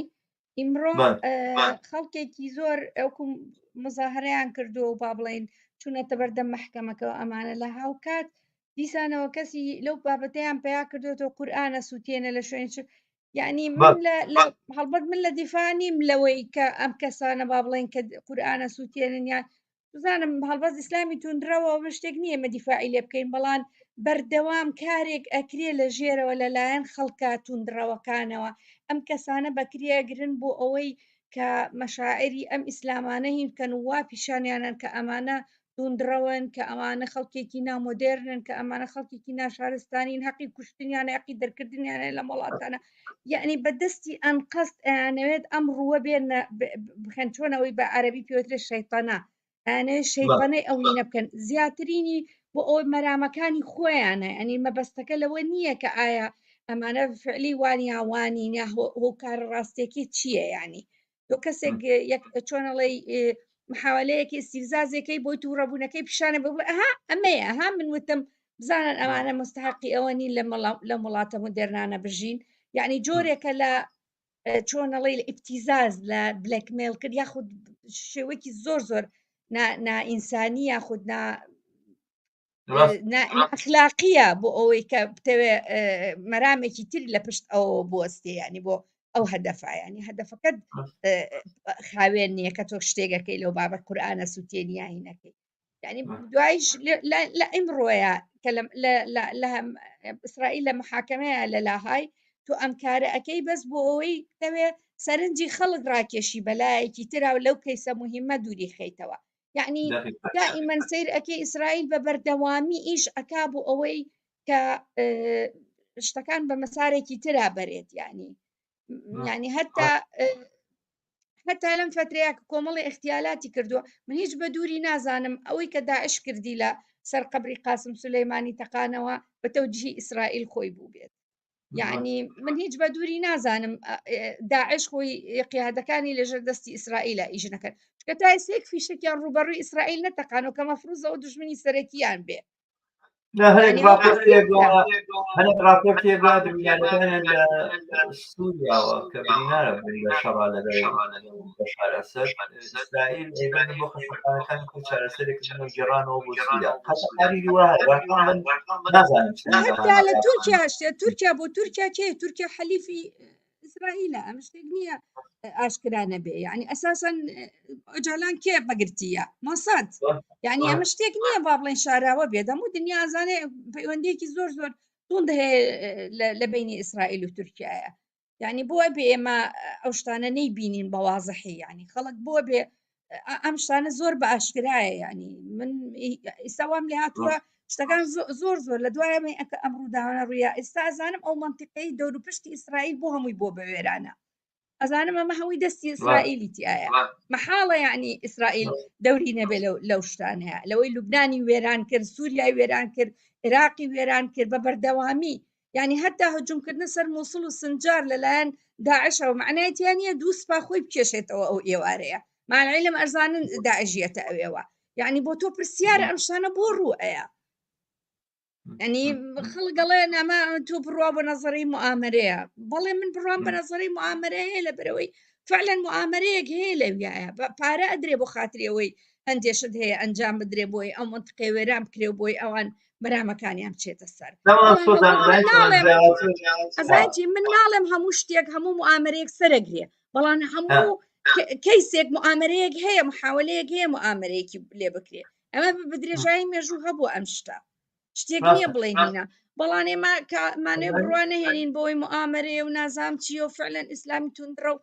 ئەڵبەت زەمینەی هەیە کە دروستە بێ بێکاری نەداری وەزعێکی خراپ ئاشوب لەو ناوە ئەوە هۆکارە بۆ ئەوەی کە ئیسلامی سیاسی زیاتر زۆر بێ لەو منتیقەیە و خەڵکی زیاتر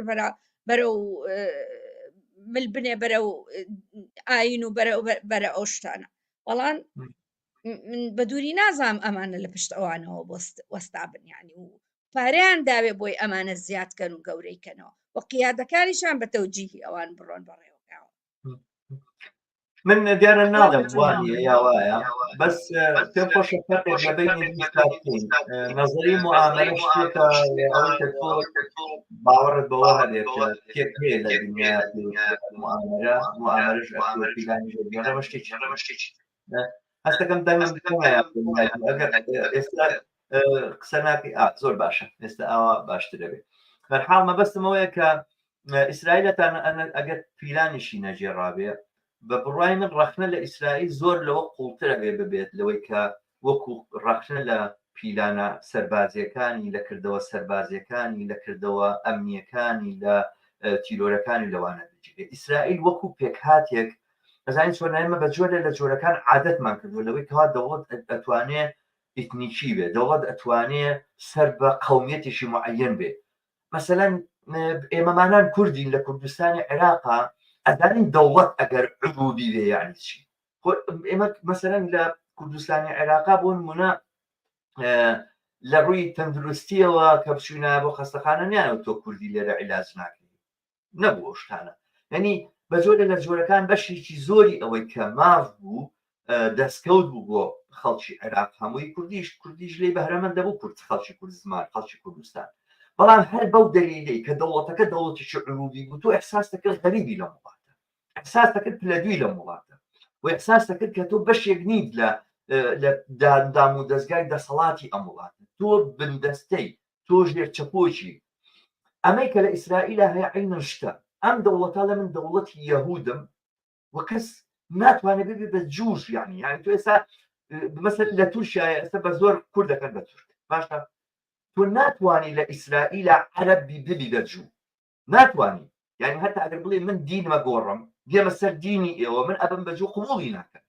ئەسڵەن تۆ ئەبێت عەرەب بیت موسڵمان بیت و لە دەوڵەتێکا بژیت کە سەر بە جووە دەوڵەتی جووە و تۆ بێم دۆخە قبوڵ بکەیت کە ئەمە بۆ خۆی ستەمە ئێمەمانان ڕاهاتوین لە خۆرهەڵاتی ناوەڕاستە بە تایبەتی کە ئەمە قبوڵ بکەین وەری بگرین مەسەلەن ئێستا بۆ نمونە ئەگەر ئێمە جاروبار لە هەنێک لە تەسریحاتەکانی ڕابەری حزبی ڕاستیستەکانی ئێرە ئەم شتە هەست پێ ئەەکەی کە باسی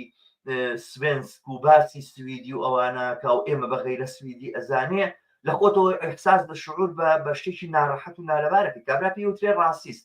دەی دەوڵەت و دام و دەستگای دەوڵەتی ئێمە لە تورکیا لە عێراق لە ئێران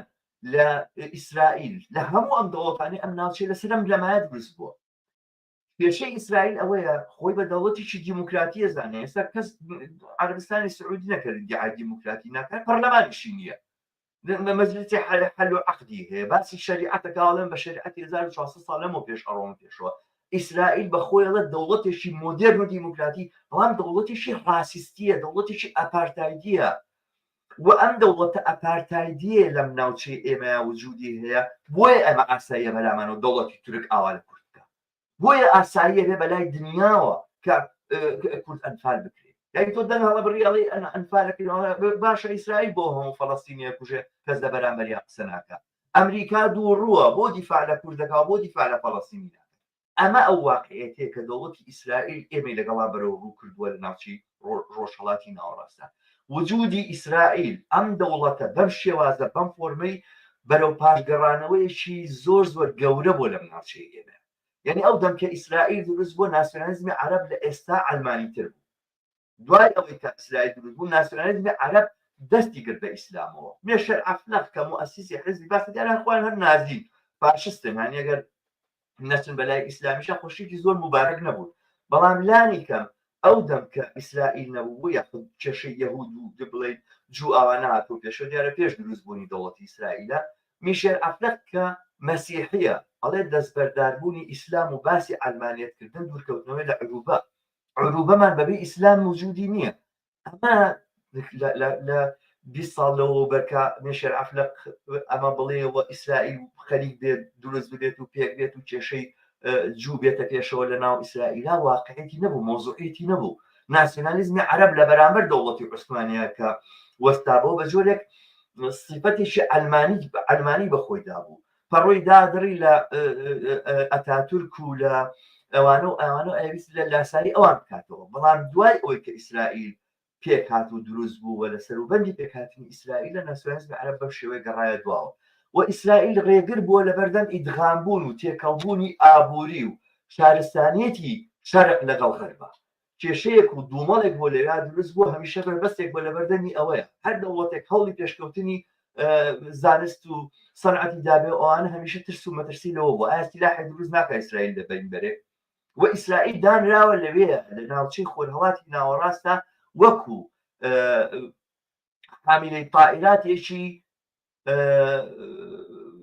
ئامادە و حاضر شعبێکە لەوێ بۆ خۆیژی حاملێکی تایراتی داناوە ئەمریکا هەر کەسێک لە شوێنەکەەوە سەری بەرز کردەوە لە دژی بەرژەوەندەکانی ئەمریکا وەستایەوە ئیسرائیل ئامادەیە لە بەرامبەریا بوەستێتەوە زەربەیە بە ئەمە واقعێتی ئیسرائیل لە ناوچەکەدا من ناچمەتەرەوەی ئیسرائیل لە ڕووی تەسەڕوفات و لە ڕووی ئەوانەوە چۆن دامی داعشی کردووە بەڵام دۆخێک کە وجودی ئیسرائیل و وجودی ئیسرائیل وای کردکە ئەمریکا بێت بەم جۆرە لە بەرامبەر سەدامە بوەستێتەوەش نا سەدام دیکتاتۆر بوو مستەبید بوو بۆ مثلەن مستەبید و دیکتاتۆرە ناوچەکەیە کە من ئەوەی کە وای کرد ئەمریکا دژی سەدام بێت دوژمنایەتیکردنی ئیسرائیل بوو و داگیرکردنی عێراق محاصەرەکردنی عێراق 13 ساڵ برسیکردنی عێراق داوەشاندنی و کۆمەلگای عێراق داعشی دروست کرد و ئەمەیە ئەو لێکەوتانە بەم جۆرەی نەبێت ئەگەر موامەلێژی ڕاستە و خۆی ئیسرائیلیش نەبوو بێ بە بڕای من ئیسرائیل لە هەموو ئەمانەیە دەوری هەیە کۆمنت هاتووە ڕزگارە دەستەکانتان خۆش بێ دەستی ئێوەش خۆش عومەر هەنگاوی شەرواڵێ دەستان خۆش و چاوتان خۆش بۆ متابعکردنی بەرنامەکان و میێدەوارم ئەگەر ناشتوانن بەشداری بکەن بە کۆمنت و ئەوانە بەڵکم لینکی پرۆگرامەکە لە ڕێگەی سوۆشیال میدیای خۆتانەوە بڵاو بکەنەوە داراڵێ بەداخەوە ناتوانم قسە بکەم بەڵام یەک خەڵ زۆر بەلامەوە گرنگە کە کورد وەک گەلێکی زۆم لێکراومە کاردارە عەلی واڵێ نابێت بەرگری لە وەحشیگەری ئیسرائیلی بکرد زۆر دروستە چ لەسەر مستەوای ڕەسمی یان خەڵکی سادەوە ئیسرائیل دەوڵەتێکی دینی تیرۆریستە هەمان شێوە کە داعش هەوڵ دەدات وەک ئیسرائیل بکات بەڵام بەدیدێکی ترکە ئیسلام دقیقاً ڕاستەیان ئەڵێن چۆنە ئیسرائیل بووی کردین بە ئاسایی کە تۆ توانین لەسەر ئەساسی شەریعەت خەڵکێک لە ناو بەری کات هاتووە پێمەڵێ کتێبەکەم عەمالیق یعنی نەتەنیاهۆ لە دادگای لاهای نێودەوڵەتی چی بەرەوڕووکردەوە جنوبی ئەفریقا چی پێڵێ ئەڵێ تۆ هاتیت وتت خەڵکی ئیسرائیل ئەبێ بیرتان بێ کێمە لە بەرامبەر عەمالی قاچی بکە لە بەرامبەر عەمالی قاچیان کردەوە طبعا لە ناو تەوراتە نووسراوە ئەمەشی درۆیە مانە ئەسڵ و ئەساسی نییە وەی لە ناو کتێبی تەوراتە هاتووە وەکەوەی لە قورئانە هاتووە هەمووی حکایەتی جو ئاگردان هاتوو کۆیان کردوونەوە کردوانە بە کتێبی مقدس بەڵام لەم کتێبەیە ئەم ئیسرائیلیانە ئەوانەی کە پیانەوتریە جوو کە وەختی خۆی لە ئیسرائیل وجودیان بۆ دەرکراون دەربەدەرکراون و بە جۆرێک سەبی بابلی هەبوو ماوەیەکی زۆر نەبوو خۆزمەسەر هێناوی کردوونی بە کۆی لێ دایناون هاتوون دانیشتون لە داماوی خۆیانە چیرۆک و حکایەتیان نووسی و دڵی خۆیان خۆش کرد لەم چیرۆک و حکایەتانەیە ئەڵێ خوا لە تەوراتە پێی وتویە وەچن بۆ فەڵەستین جەماعەتێکی لێ لەبێ ناویان عەمالیقە ئەم عەمالیقانە نە مناڵیان هەیە نە ژنیان هەیە نە حیوانیان نەهێڵن نە زەرعیشیان هەیە هیچ شتێکیان نایەڵن هەرچی لە ناو ئەم حەزارەتی عەمالیقا هەیە هەمووی گڵاوە هەمووی دژمنایەتی خوایە باشە ئەمە شتێکە کە لە کتێبی تەوراتە بۆ جووەکان گوایە هاتووە نەتەنیاهۆ ئەم جوملەی بەکارهێنا و نەتەنیاهۆ ئەم قسەی کرد وتی بیرتان لێ کە ئەچن بۆ غەزە ئێمە لە بەرامبەر عەمالیقەکانە چیمان کرد باشە سەربازەکانیشی لە ناو غەزەیە دادگای لاهای پیشانیدا هەڵە پەڕین و ئەنوت ئێمە هاتوین بۆ ئێرە هیچ مەدەنیەک نییە کە دەستی تێکەڵ نەبێت لەگەڵ حەماس و هاتوین لێرە هەموو شتێک لەبین بەرین ئەمە واقعیەتی ئیسرائیلە ئەمە واقعیەتی دەسەڵاتێکە لە ئیسرائیلە هەیە و ئەگەر ئێمە لە ناوچەی خۆرهڵاتی ناوەڕاستە بۆ بە شتێکی ئاسایی بەلامانەوە کە لەسەر ئەساسی ئەم کتێبە و ئەمە ئێمە بۆمان هەیە ئەم نەتەوەیە لە بین بەرین و ئەم نەتەوەیە جنۆکەیە و ئەم نەتەوەیان نازان چییە و داعش ئەتوانێ وابکە وانە سەرمانە ئەوەی کە چی لە قورئانە نووسراوە 1400 ساڵ لەمەوە پێشتر ئێمە لەم ناوچەیە وڵاتێکمان هەیە بە ناوی دیموکراتیەوە بە ناوی مافی مرۆڤەوە بە ناوی حەزارەتی غەربیەوە لەم ناوچەیە دروست بووە ئەڵێ لەسەر بنەمای کتێبێک کە عمری 2000 ساڵیش لە قورئان کۆنترە ئێمە حەقمان هەیە کە لەم ناوچەیە ببین و خەڵکی ئەم ناوچەیە لە ناوبەرین ئەمەیە واقعیەتی ئیسرائیل بۆ ئێمە و ئێمە نابێت مەسەلەکەمان هەیە ئەم قسانەی کە کاردارە لێرە کردوونی دقاو دق دروستە و دقاو دق لە خاڵی واگەر ملاحەزەش پێ یعنی هەتا ئەردۆغانیش کە ڕێ بەخۆی ئەیە بێتە ناو چۆن ڕێک ئەو ڕەفتارانەی کە ئیسرائیلێکا لە ناوچە فەڵەستینیەکانە ئەچێ داری زەیتونەکانیانە بڕێ ئاوی باریانیان لێ قەدەغاکە دەرگاکانیان بزمان ڕێژەکە نایڵێ یاخود قفڵی لێیان نایڵێ بێنە دەرەوە لە ماڵەکانە عینەن ممارەسات ئەکا لە عەفرین، عینەن ممارەسات ئەکا خەڵکەکانیان زیندانەکە، هەمان ممارەسات ئەکاتەوە ئەوە تا لەو شوێنانەی کە دەستی بەسەراگرتووە ئەردۆغان بە عینەن شێوە. یعنی بە تایبەتی لەم کاتەشا کە ئێستا ئەو هێرشاناکرێ ئەزانێ ئێستا تەعتیمێکی تەواو هەیە یەعلامی لەسەر ئەو کردوانەی ئەو لەبەرەوە بە کەیفی خۆی دەست درێژخایەکە ڕۆژانە لە ناوچەکانی ڕۆژاوایە. لەبەرەوە ئەم دوو ڕژێمە زۆر یعنی هەردووکیشان ئەندامی حلفی ناتۆن. من زۆر بەلامەوە سێرێک کە خەن هەندێک کورد هەیە یعنی دیفاع لە ئیسرائیلەکە لە مەختەیە زۆر ینی تێی ناگەم لە معادلێ چۆن تۆ کەسێکی بەڕاستی ینی کە تۆ لەم ئەم واقعا بینی بە چاوی خۆت ئەبینی ئەم هەموو زۆڵم و زۆرداریە چۆن کەسێک خۆشی زوڵمی لێکرابێت ئەوە قبوڵەکە بۆ سەر کەسێکی تر ینی نازان بە چ منتەقێگە ئەوە هاکرێت تێ ناگەم. من لێکدانەوەیەکم هەیە بۆ ئەمە سۆزان ئەگەر هین بێت بەڵام پێشەوە کەمال ئەحمەد فەرەد چاوەڕێکەمە ئەحمەد فەرەد جاڵی ئیسلامی سیاسی زۆر لە ئیسرائیل خراپترە بۆ مرۆڤایەتی بەرحاڵ نازانم بە چ دەلیلێ بەڵام ئەوەی کە ئیسرائیل کردوێتی تا ئێستا ئیسلامی سیاسی بەهێز کردووە بۆ ئاگاداری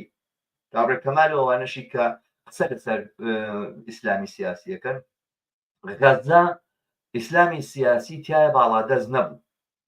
کاتێک لە ساڵی 1960 غەزە لە بندەسی میسرا بوو هێشتا نەکەوتووە بندەسی ئیسرائیلەوە لە 1960 ئیسرائیل داگیری کردەکەنا لە دوای 48ەوە ئەم ناوچەیە غەزا کە دوو ئەوەی ئێستش بوو غەزە تقریبا هەتا لەگەڵ زەفەی غەربیا لێشیدا بوو لە جێگایەکە زۆر فراوانتر و زۆر گەورەتر بوو مەساحەکەی بزەبت ئەگەر دوو ئەوە و نیوی ئێستانە بوو بێت دوو ئەوەی ئەوەی ئێستا بووە ئەو دەم ئەم غەزەیە لە بندەسی فەڵەستین میسرادانەدا بوو بە موعەقەت کە ئەمە خۆی فەڵەستینە وەڵام با بە موقەت لەژێر دەسەڵاتی ئێوە عەرەبەکانیش داوایانەکردم قەراری 1947 قبوڵ ناکەین دەوڵەتی ئیسرائیل نابێ هەبێ ئەبێ بڕات ئەبێ دەوڵەتەکە هەمی بێتەوە بە فەڵەستین بەرحاڵم کێشەیە بۆ تا 1960 کە ئیسرائیل پەلاماریدا غەزەی داگیر کرد جەمال عەبدولناسر ئەوە لە ئەوجی ئەو کاتانەیە بوو کە ئیخوان موسلیمینەکانی قەمع کردو ئەوانە یەکێک لەوانە کە سید قوتبی ئەعدام کردوانە جەماعەتی ئیسلامی سیاسی لە غەزەیە ئەو دەم بەدەست جەمال عەبدولناسرەوە ژێرزەمینی بوون هیچ دەسەڵاتێک هیچ قودرەتی شەم نەبوو لە دوایەوەی کە ئیسرائیل هات ئیسرائیل بەهۆیەوەی کە ئیخوانیەکان فەلسەفەیەک و تێگەیشتنێکیان هەبوو کە ئێمە بۆیە داگیر کراوین چونکە لە ئیسلام دوورکەوتین بۆ ئەوەی کە ئەم داگیرکاریە تەواوی ئەبێ لە ئیسلام نزیک بینەوە نەک بڕۆین دژاتی داگیرکاری بکەین فەلسەفەیەکی شتێکی لەم بابەتانەیان هێنا بۆ دەمە ئیسرائیل ئەبێ بە باش زانی کە ئەمە داعمی ئەمانە بکەین باشترەوە تازە خەریکە منەظەمەی تەحریر دروست بووە منەظەمەی تەحریری فەڵەستینی یاخود ڕێکخراوی ڕزگاری خوازی فەڵەستین داوای نوێنەرایەتیکردنی خەڵکی فەڵەستینەکە ئێمەش دەست بەم ئیسلامێنەوە بگرین وە ئیسلامی سیاسی بە جۆرێک لە غەزەیە بە پارەوپولی ئیسرائیل پێگەیشت و کەوتە سەر پێ مزگەوتەکانی پێدراوەک چۆن یەکێتی و پارتی لە نەوەتویەکان مزگەوتەکانیان نابە ئیخواهین جەماعەتی بزوتنەوەی ئیسلامی جادوای خۆیان شەڕیان لەگەڵاکردن دەریانکردن لە شارەگوایە ئەمانە تیرۆریست و نازانم چین هەر ئەو دەم ئیسرائیل خۆی هات مزگەوتەکانی بەخشی بە جەماعەتی ئیخوان موسلیمین وە لەوێەوە ئەم جوڵانەوەی ئاوا سەری هەڵدا و دەستی پێکرد بنیامین نەتانیاهۆ لە ئاخر انتخاباتی پێشم هەڵبژاردنە یەکێک لە ئەو دەستکەوتانی کە گوایە خۆی توانێتی بەدەستی بێنێ ئەوە بوو کە باسی کرد ئایا سەیرتان کردووە من چۆن بە دەعمکردنی دەسەڵاتی حەماس لە غەزە کارێکم کردووە کە دەسەڵاتی حەماس و منەظەمەی فتح بە هیچ جۆرێک یەک نەگرن و فەڵەستینەکان یەک چوارچێوەیان نەبێت کە تیاک بۆ بنەوە و بەم شێوازە من ڕێگان گرتووە لە دروستبوونی دەوڵەتی فەڵەستین ئەمە قسەی خودی نەتانیاهۆیە یعنی ئەمەی کە ئەمە ئیسلامی سیاسی ئەبین لەم ناوچەیە گەشەی کردو منەڵێم بنەماکەی بناغەکەی بەشێکی ئەوەیە لە ڕووی کولتوریەوە لە ڕووی فەرهەنگیەوە قبوڵمان کردو ئێمە دەوڵەت دەتوانێت صفەتی دینی هەبێت ئیسلامی دینی هەبێت بۆچی دەوڵەتی ئیسرائیل دەتوانێت دەوڵەتی جووەکان بێ بۆ دەوڵەتی ناوچەکانی تر ناتوانێت دەوڵەتی شیعە بێن و ناتوانێت دەوڵەتی سونە بێ بۆ نابێت ئەبێ بەرحاڵ من دێمە سەرە و خاڵە کە بۆچی لێرەش کە ناسیار شتێکی وتووە ناسیار ئەول ئەڵێ کورد دیفاع لە ئیسرائیل ئەکات لەبەر ئەوەی فەڵەستین دۆستی هەموو دوژمنەکانی کوردە حاڵەوەی تر ئەمەی بینە تقریبا جۆرێک ڕەوابیتی عەشیرەتیەوە ئەوانەوە نییە دوژمنی دوژمنەکەم دۆستمە و دۆستی دۆستەکەم دۆستی دوژمنەکەم دوژمنمە شتێکە لەم بابەتانەیە کە من پێم وابێت لە دنیای سیاسەتا من ناپێ ئەوا بێەوە سیاسەتیژەوە نییە شین و شای دەستەواییە بەزە وانە مادەم فڵانە هێز لەگەڵ منە پشتیوانی نەکرد نەهاو بۆ تەعزیەکەی من ناچم بۆ تەعزیەکەی شتیاوانە لە سیاسەتا تۆ لەسەر ئەساسی مەبادی لەسەر ئەساسی پرەنسیبی نەکەی تۆ ئازادی خوازی بەڵێ فەڵەستینی کێشەی هەیە بیر و بۆچوونێک بە فەرمێشتیازاڵە ئەوانە کا بیر و بۆچوونی ئازادی خوازی نیە بەڵام خودی کێشەکەی ڕەوایە خودی ئەوەی کەستەمی لێکرێ نابێ قبول بکرێت ئەگەر چی کە ئەتوانێت دەست خاتە دەستی دوژمنەکانی کوردە بەڵام مەسەلەکە هەر ئەمە نییە مەسەلەکە چەند شتێکی ترە ئەساسەن ئێمە ڕەئی گشتی کوردستانی ئێمە ئەزان هەموو کوردستانەکان کوردستان و بەهرەمی کوردستان ڕەئی گشتی لای ئێمە بە دەرەجە یەکەم ناسیۆنالیزمی کورد و دەسەڵات تەرسیمەکە ئەو هینەکە ئەم دەسەڵاتەش دەسەڵاتێکی تابێخی ئێسقات کۆنەپەرستە گەمدەڵە ئەگەر ئەمریکا نەبووایە ئەگەر ئیسرائیل نەبووایە ئەگەر ئەم بەر کۆنەپەرستە لە ناوچەیە نەبووایە بۆچی ئەبێ کوردستان پارتی حکومیکە بۆچی ئەبێ ئەوەی کە دەسەڵاتی هەیە لە کوردستانە بەرزانی بێ لە عەشیرەتی بارزانی بێ بۆ وا کوردستان زۆر پێشکەوتوترە لەمە بەڵام ئێمە دەرگیری دۆخێک بووین هەلومەرجێک هاتۆتە پێشەوە کە تەنها ئەم هێزە کۆنەپەرستە دواکەوتووە بە پشتیوانی ئەمریکا توانی لەم ناوچەیە باڵا دەست بێتوانە بەو دەلیلێکە کوردستان کەوتو دەدەسی ئەمانەوە ئەم بیر و بۆچوونە تەبدیل لەوێ بیر و بۆچوونی ئەم شتەبع ئەمە یەک دووەم ئێمە کۆمەلگایەکی بریندارین کۆمەلگایەکی زاندارین کۆمەلگایەکی بە چۆکە هاتووین باو حقیقەتە باس بکەین لەسەر خۆمان و نێشی شارینەوە ئێمە لە کاتی ئەنفالەکان لە کاتی چیمیابارانەکانەوە کۆمەلگایەکی بەرەنگاریمان پێ ئەفسانەیە ئەفەن پێمان بێعقلیە شەڕکردنمان بەرامبەر وەستانەوەمان چەک هەڵگرتنمان پێ کارێکی شوورەیە پێمان وایە بێعقلیە خۆ بە کوژدانێکی بەلاشە هیچ ئەنجامی نییە و ئەمە چۆتە ناو مۆخی ئێستانی کۆمەلگایەوە چۆکدادان بۆ بەکەم زانین نەک تەنها گاڵتەکردن بە خەباتەوە ئەوانە گاڵتەکردن بە هەموو خەباتکاران لە هەموو شوێنێکی دنیا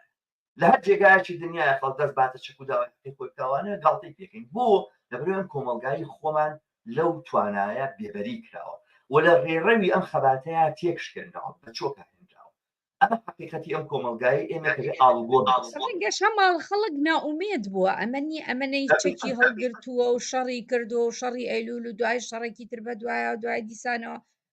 شۆشی نوێ و دوای من خۆمێکێک بووم لەوانەیە کە چەکداریم کردو بەڵام پەشیمانم لی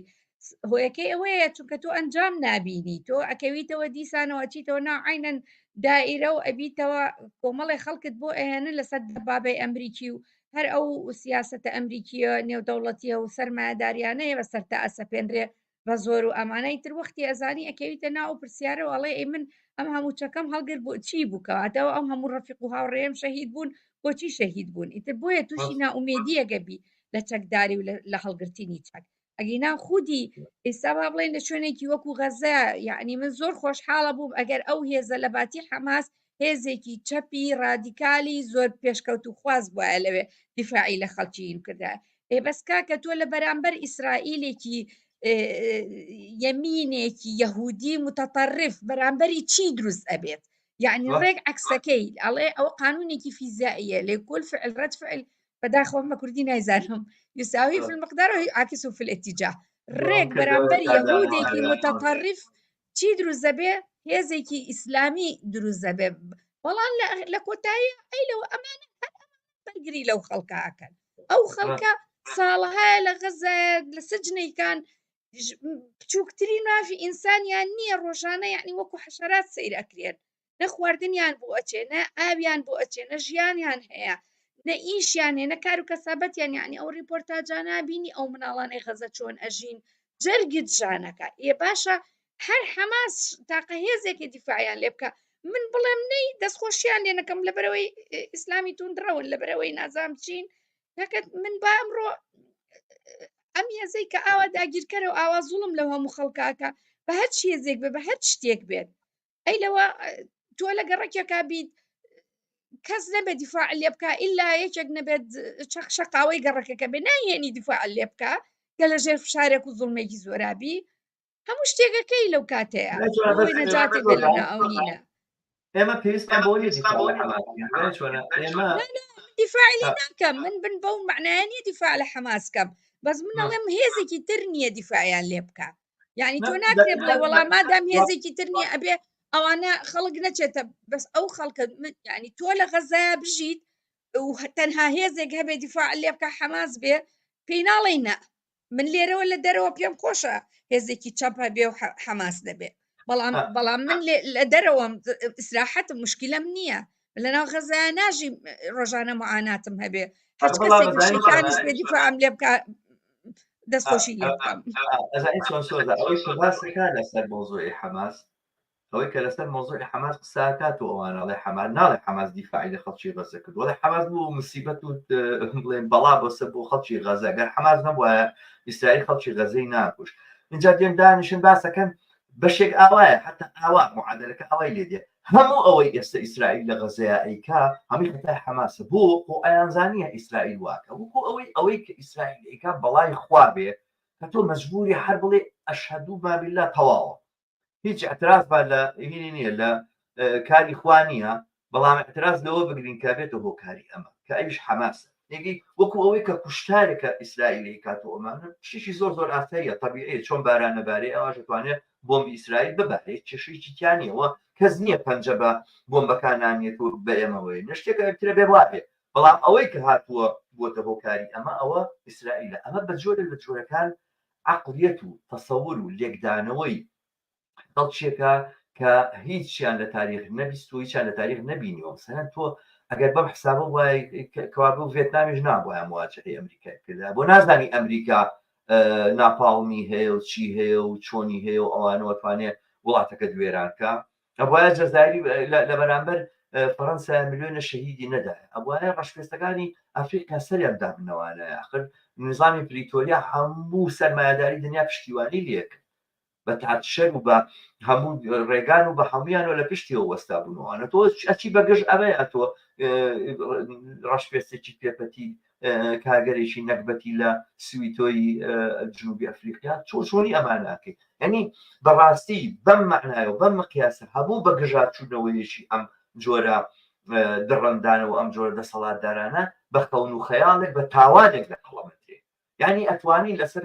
هەمان ئەو تعریفەی کە ئەکرێم خەڵکانە ئەیکەنواناڵێن ئەمریکا ئیسرائیلێکا خەتای حەماسە ئەتوانین بڵێن کە ئەنفاریش خەتای نەوشیروان نەوشیروان چوو پاسداری هێنای بۆ کەرکووک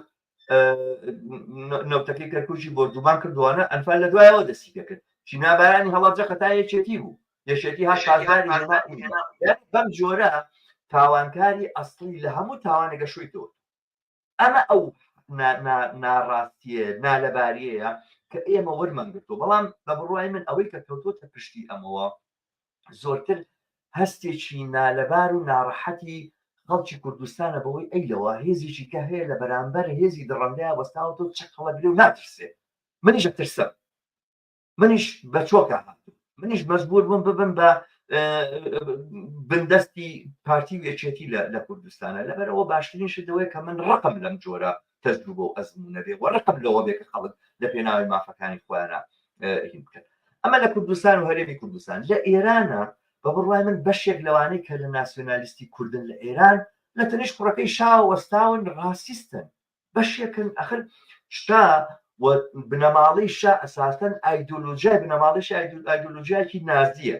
تۆ نەبیستووە ئێمە و ئێرانی لە جنسی ئارین و جنسی ئاری دەسەڵاتی بەسەر هەموو جنسەکانی تراهەیە ئەمە تیوری نازیەکانە ئەم تیوری نازیانە لەلایەن نازیستەکانی ئێرانەوە هاتوتە ناو کەڵچەری ئێمەوە باکان و شاپەرستەکانی ئێران نازیستن بە ئایدۆلۆژیا ئێمە ئەمڕۆ لە کوردستانی ئێرانە گروپمان هەیە چوون لە پەنا ئەم شایە وەستاون و پێیان وایە ئەتوانن لە پەنا ئەم شایە بە شتێک ئەم شایە لە ناو کەوانەیەگەنە نەشایە نەهیچە پەنا ئەم کوڕی شایە بە نانونەوایە بگەن و ئەم ئایدۆلۆژیا لەلایەن ئەوانەوە پرێتی ئەدرێ لە کوردستانی ئێرانە و ئەمە جگەر لەوەی لە کوردستانی ئێرانە ئیتر بە جۆرێک پێشکەوتن خوازی و دژایەتیکردنی جمهوری ئیسلامی بوو بە دووشتی تێک هەڵکێش ینی هەر کەس هەر شتێک لە دژی ئیسلام بێ بە جۆرێ بە پێشکەوتن خواز لە قەڵامە درێ و ئیتر بازێک لەو هاوڕێیانە گوێیان لێ نییە ینی زۆر بەلایەنەوە مهم نییە لە پەنا ڕاستیسترین کەشیشە ڕەسم بگرن کابرا کۆمونیستە گروپی مسلیم دروستەکان لە ئەڵمانیا لەگەڵ پیگیدایە ئامادەیە مزاهرە بکەوانەوە پێعیب نیە پێی ناشرین یاگەرچی لە نەزەر منەوە من بۆ برادرانەوەی و هەر کۆمونیست نینەوە ئەفڵ ڕاستیستن ئێوە توانن زمان حاڵی ڕاسیزمی ئێرانی و بڵین شۆڤینیزمی ئێرانی بن باڵا چەپەکەی بەڵام بەناوی کۆمونیزم بۆتان قسە ئەم کەسە ئەم جۆرە تەسویرانە ئەمە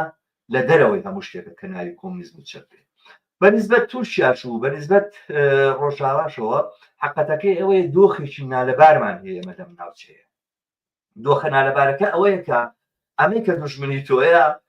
دوژمنی ئیسرائیلیشە خود بە خود هەستەکەی کە بە جۆرە لە جۆرەکان بە پێش شیعاری دوژمنەکەم دۆستمە بە جۆرە لە جۆرەکان ئەگەر دۆستایەتی ئیسرائیلیش ناکەی لانیکەم دوژمنایەتی ناکەی ئەگەر چی ناوەندە سەرچیەکان وەکو ئەوەی کە لەسەرەوەی گروپە چەکدارەکانی قەندیل و ڕۆژاوان لەسەرەوە دیارە بە ئاشکرا داکۆچی لە خەڵکی فەڵەستینەکەنەوەوانە داکۆچی لە ئیسرائیل ناکەن بەڵام ڕەئی عامی ئەم کۆمەلگانە بە جۆرێک لە جۆرەکان ئاوای لێ هاتووە بەرحاڵ ئەمە تێگەیشتنی منە بۆی کەوا بۆچی لە ناو کووردا و لە ناو ڕەئی عامی کوردیە پشتیوانی لە فەڵەستینی زەعیفە پشتیوانی لە ئیسرائیل زۆرە ئەگەر نا یعنی ئیسرائیل وەکو نمونەیەکی تری سەدام وەکو نمونەیەکی تری ئەردۆغانە ئێمە زۆرتر لە فەڵەستینی چین تا لە ئیسرائیلی بۆ بێداپشی لە ئیسرائیل هیچ جێگای تێگەیشتن و حاڵی بوون نییە بەڕاستی بەهار بچینە سەر بابەتەکانی ترسۆز ئەوە نازانم من قسەم زۆر کرد منیشەوە قسەم زۆر کرد لەوانەیە نەگەلەوەی هەر باشە بەم ئەم کۆمنتانە مۆڵەتت دا بە من یعنی بۆ چوونەکانی خۆم باسکەم هەندێک زۆر سپاس دەکەم زۆر سپاس هەربژین بەڵێ بەرحاڵ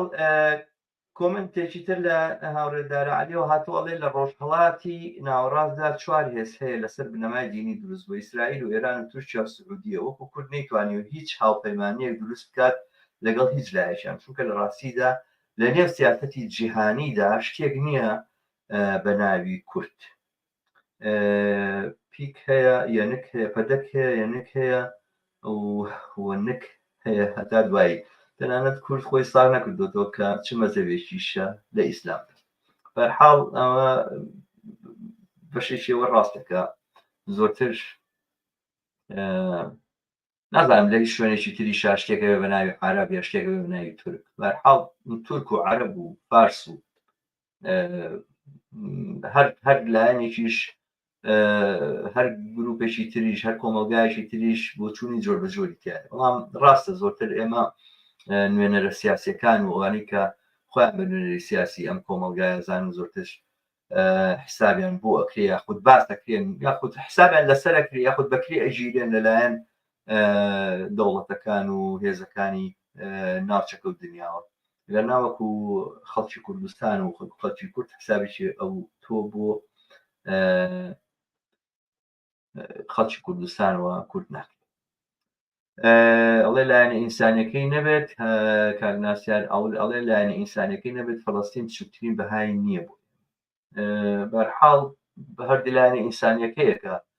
بەها بۆ شتێک دروستەکە گەرنا نازانم چیترێ هەیە بەها بدا بە کەیسێکی سیاسی یاخود مۆزوعێکی سیاسی دەستخۆشی لە حەماس دەکەی بەڵام داوا لە کورد ناکەی وازە خەباتی چەکداری بێنێت داوا لە کورد دەکەی وازە خەباتی چەکداری بێنێت بەرحاڵ من پێم وانە بوو دەستخۆشی لە حەماس بکا بەڵام بە جۆرێک لە جۆرەکان باسی تەفسیری ئەوەی کرد کە قسەکە دیارە ئەو کۆمنتە بۆ هاوڕێ سۆزانە زۆرتر تەفسیری ئەوەی کرد کە بۆچی خەڵکی غەزە ئەچن لە پاڵ حەماسە. بەرحاڵ هاوڕانێکی تریش هەبوون کە لە ڕێگەی ماسنجەر بە منیان وتبوو ئەیانێ بەشدار من لە بەرنامەکەیە بەداخۆ نهاتن، بەڵام پێم وایە بە من ئیکتیفا بکەین سعاتێک و نیوە تقریبا قسە لەسەر ئەم بابەتاکەین. ئەم بابەتە هێنە زۆرتریشی لەسەر بوترێ. بەرحاڵ ئەکرێت لە بەرنامەکانی داهاتووشە ئێمە بەردەوامی بەم باسەبەی لەگەڵ پەرسەندەکان و پەرەگرتنەکانیە. گرنگەوەی لە کۆتایە ئەوە بڵێم خەڵکی ئازادی خواز لەم دۆخەی ئێستاە ئەبێ لە بەرامبەر ئیسرائیلە و لەگەڵ خەڵکی فەڵەستینە بوەستێ. ئێستاش دەنگەداتەوە پێم وانە نازانم دەنگەکەم خراپ نییە. بەهەرحاڵ بۆچی ئەبێ لەگەڵ فەڵەستینیەکانە بوەستین و بۆچی ئەبێ لە بەرامبەر ئیسرائیلە بوەستینەوە؟ باسەکە باسێکی تەنها دنیایی نییە، باسەکە باسێک نییە کە ئێمە لە ئاسێکی دنیای یا قسەی لەسەر پیتران لە ئاسی ناوچەکەی ئێمەشە. ئەوەی کە من متابعەم کردووە لە باسەکانی حەماس و قسەکانی کە حەماسەیکە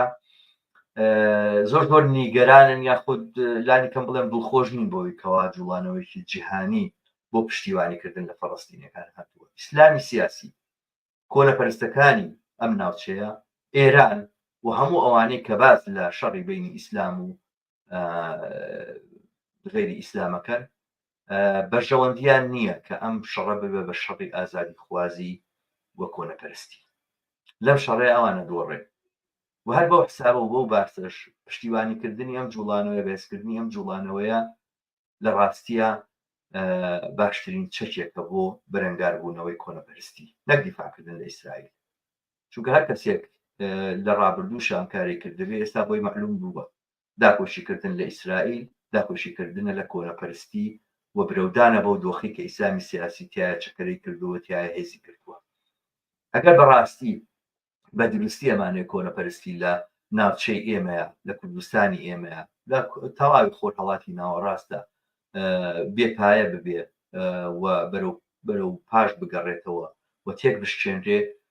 حقەتەکەی ئەوەیە ئیسرائیل وەکو هێزێکە بێ پاشەکشەکە. ئیسرائیل دەوڵەتێکی ئەپارتایدی ئیتنیکی ڕاسیستیە لەم ناوچەی ئێمەیە و ئەم مۆدێلە لە دەوڵەت و ئەم مۆدێلە لە سیاسەتکردن پەرەگرتنی ناوچەکەی ئێمە بە قازانج و بە بەرژەوەندی هیچ کەسێک نییە و تەنها هێزێکە ئەتوانێت بەرەنگاری ئەمە ببێتەوە دیارە ئیسلامیەکانی بیرم چوو باسیەوە بکەم. ئیسلامیەکانی کوردستان بەرحاڵ بوون بە دوو بەشەوە، بەشێکیان ڕاستگۆیانە کۆنەپەرستن، بەشێکی تریشیان دووڕوانە داکۆشی لە گوایە ئازادی خەڵکی فەڵەستینەکە. بەڵام لە پەنا دەستیانە تورکیا ئەوەی ئیسرائیل ئەیکا بە خەڵکی فەڵەستین لە بابەتە و لەو شێوازە لە سیاست ئەردۆگان ممارسەیەکە لە بەرامبەر خەڵکی ڕۆژاوایە بە ئاگر و ئاسنی بە سیاسەتی ئاگر و ئاسن ڕوبەڕوویانە بێتەوە بەبێ هیچ مافێک بەبێ هیچ حەقێک بەبێ ئەوەی کەوا هیچ ئەساسەن بەشێک بێت ئەم وڵاتە ئەم شوێنە لە دەوڵەتی تورکیا هەڕەشیشی بۆ تورکیا دروست کرد دەبێ ئەم کارەکە. وەڵام لە بەرامبەر سیاسەتانەیە بێدەنێت ئەمانە دووڕوەکانن و بەشێکیان ڕازگۆنی تر زۆر باشکرا وتیان ئێمە لە دژی خەڵکی فەڵەستین و لە دژی حەماسین و پشتیوانی دیارە لە سعودیەکەن و ئەنوێ ئەو بەلوعەیلێ و پارەیان بۆ نێرێت و ئەوانە نەژیرێتەوە ئەوەی کە لە سعودی و ئیماراتەوە پیانەکە. بەرحاڵ بێمەستەرەوەی کە ئەگەر واقعان پاشەکشەکردنمان بە ئیسلامی سیاسی لە ناوچەی خۆرهەڵاتی ناوەڕاستە ئەگەر ژێرکەوتنی جمهوری ئیسلامیمانەوە لە خۆرهەڵاتی ناوەڕاستە بێ کێشەی فەڵەستین چارەسەر بێت. مەسەلەکە پێچەوانە نییە. زۆرێکم پێیان وایە باسی فەڵەستینە سەری مارەکە لە کارانە، نە، سەری ماری کۆنەپەرستی ناوچەکە بە جۆری لە جۆرەکان ئیسرائیلە و دنیای غەربە و ئەو سیاسەتە سەرمایەدارانێک کە لەم ناوچەیە پیادە کراوە هەر سەرکوتگەرێک و هەر مافخۆرێک و هەر گەندەڵێک و تاڵاکارێک پشتیوانی لێکاوەیەکە بە سەردار و بەسەر خەڵکیانەدا سەپێنێ. ئەمە ئەو سیاسەتەی کە وەرهەڵاتی ناوەڕاستی دەژی کردووە. جمهوری ئیسلامی بەرهەمی ئەم سیاسەت کۆنەپەرستانی سەرمایەداریە، پێچەوانەکەی ڕاست نییە. ئەو دۆخەی کە لەم ناوچەیە هەیە بەو ئەندازەیە کە ئیسلامی سیاسی کاریگەری داناوە هیچ کەس ناتوانێت این کاری بکاتەوەهانە واقعەتی کارەکانیان ڕۆشن و دیارە. بەڵام ئاوانیە ئەوان سەرەتای موسیبەتەکان و کێشەکان بندا خۆرهەڵاتی ناوەڕاستە. ئەوان بەرهەمی موسیبەت و کێشەکانن لە خۆرهەڵاتی ناوەڕاستە. ئەوان بەرهەمی تاوانکاری گەندەڵیندا خۆرهەڵاتی ناوەڕاستە. میکرۆبێکن لەم سەرنوێلکە سەری هاڵداوەکە سیاسەتەکانی سەرمایەداری لەم ناوچەیە دروستیان کردووە و جگە لەوەی کە بەرەنگاری ئەم ڤایرۆسانە هەمیشە و دایم پێویستە، بەڵام حقیقەت ئەوەیە کە ئەوەی کە زۆرتر پێویستە نەهێشتنی ئەو دۆخەیە کە ئەتوانێت ئەم ڤایرۆسانە کاریگەرتر بکە و ئەم میکرۆبانە کوشندەتر بکە و ئەوەش بە پاشەکشە پێکردن بە سیاسەتە ئیمپریالیستەکان و سیاسەتە سەرمایەداریەکانی دنیایە کە لەم ناوچەی خۆرهەڵاتی ناوەڕاستە و سەرکەوتنی بەرەی ئازادی خوازی و سەرکەوتنی بەرەی مافەکانی خەڵکە. کێشەی فەڵەستینە بە قازانجی خەڵکەکەی چارەسەر بکرێ بە کۆتایی هاتن بە ستەمێکە لە بەرامبەریانە ئەنجامەدرێ. ممکنە کورتترین ڕێگا دروستکردنی دوو دەوڵەت بێ، نازانێتە چەندێکەمە واقعیە، بەڵام بە هەر شێوازێک بێت لە خەباتێکا بۆ ڕاگررتنی دەست بەجێ شەڕ و دەڕاگررتنی دەست بەجێ کوشتار لە غەزەیە بەشدار بین و لەم بەرەیە بوەستین. ئەمە ئەو بەرەیە کە ئەتوانێت بەرەی ئازادی خوازی کرد. زۆر سپاسدانەکەم بۆ ئەوەی کە تا ئێستا بینەری ئەم بەرنامەیە بوون. دووبارە داوا لە ئێوەی ئازیزەکەم لە ڕێگەی کەناڵەکانی خۆتانەوە ئەم بەرنمەیە پەخش بکەن و بیریشم ناچجارش کرد پێتان بڵێ مەگەر تا ئێستا نەتان کردووە کەناڵی هیوا لەسەر یوتیوب سەبسکرایب بکەن بە دۆست و ئاشنانی خۆتانی بناسێنن. زۆر سپاس بۆ بەشداری سەرجەم لە هاوڕێیان چ بە کۆمنت چ هاوڕێ سۆزان بە دەنگ بەشداری کرد بە ڤیدیۆ. بۆ ئومێدەی لە ئایندەیە لە هەفتەی داهاتووە بۆ بەرنامەشتر بە ئێوەی ئازیز بگەمەوە. تا ئەو کاتەش بە ئێوەی ئازیز بە شادی و کامەکانی ئێستێت هەر بژین و شەو باشە.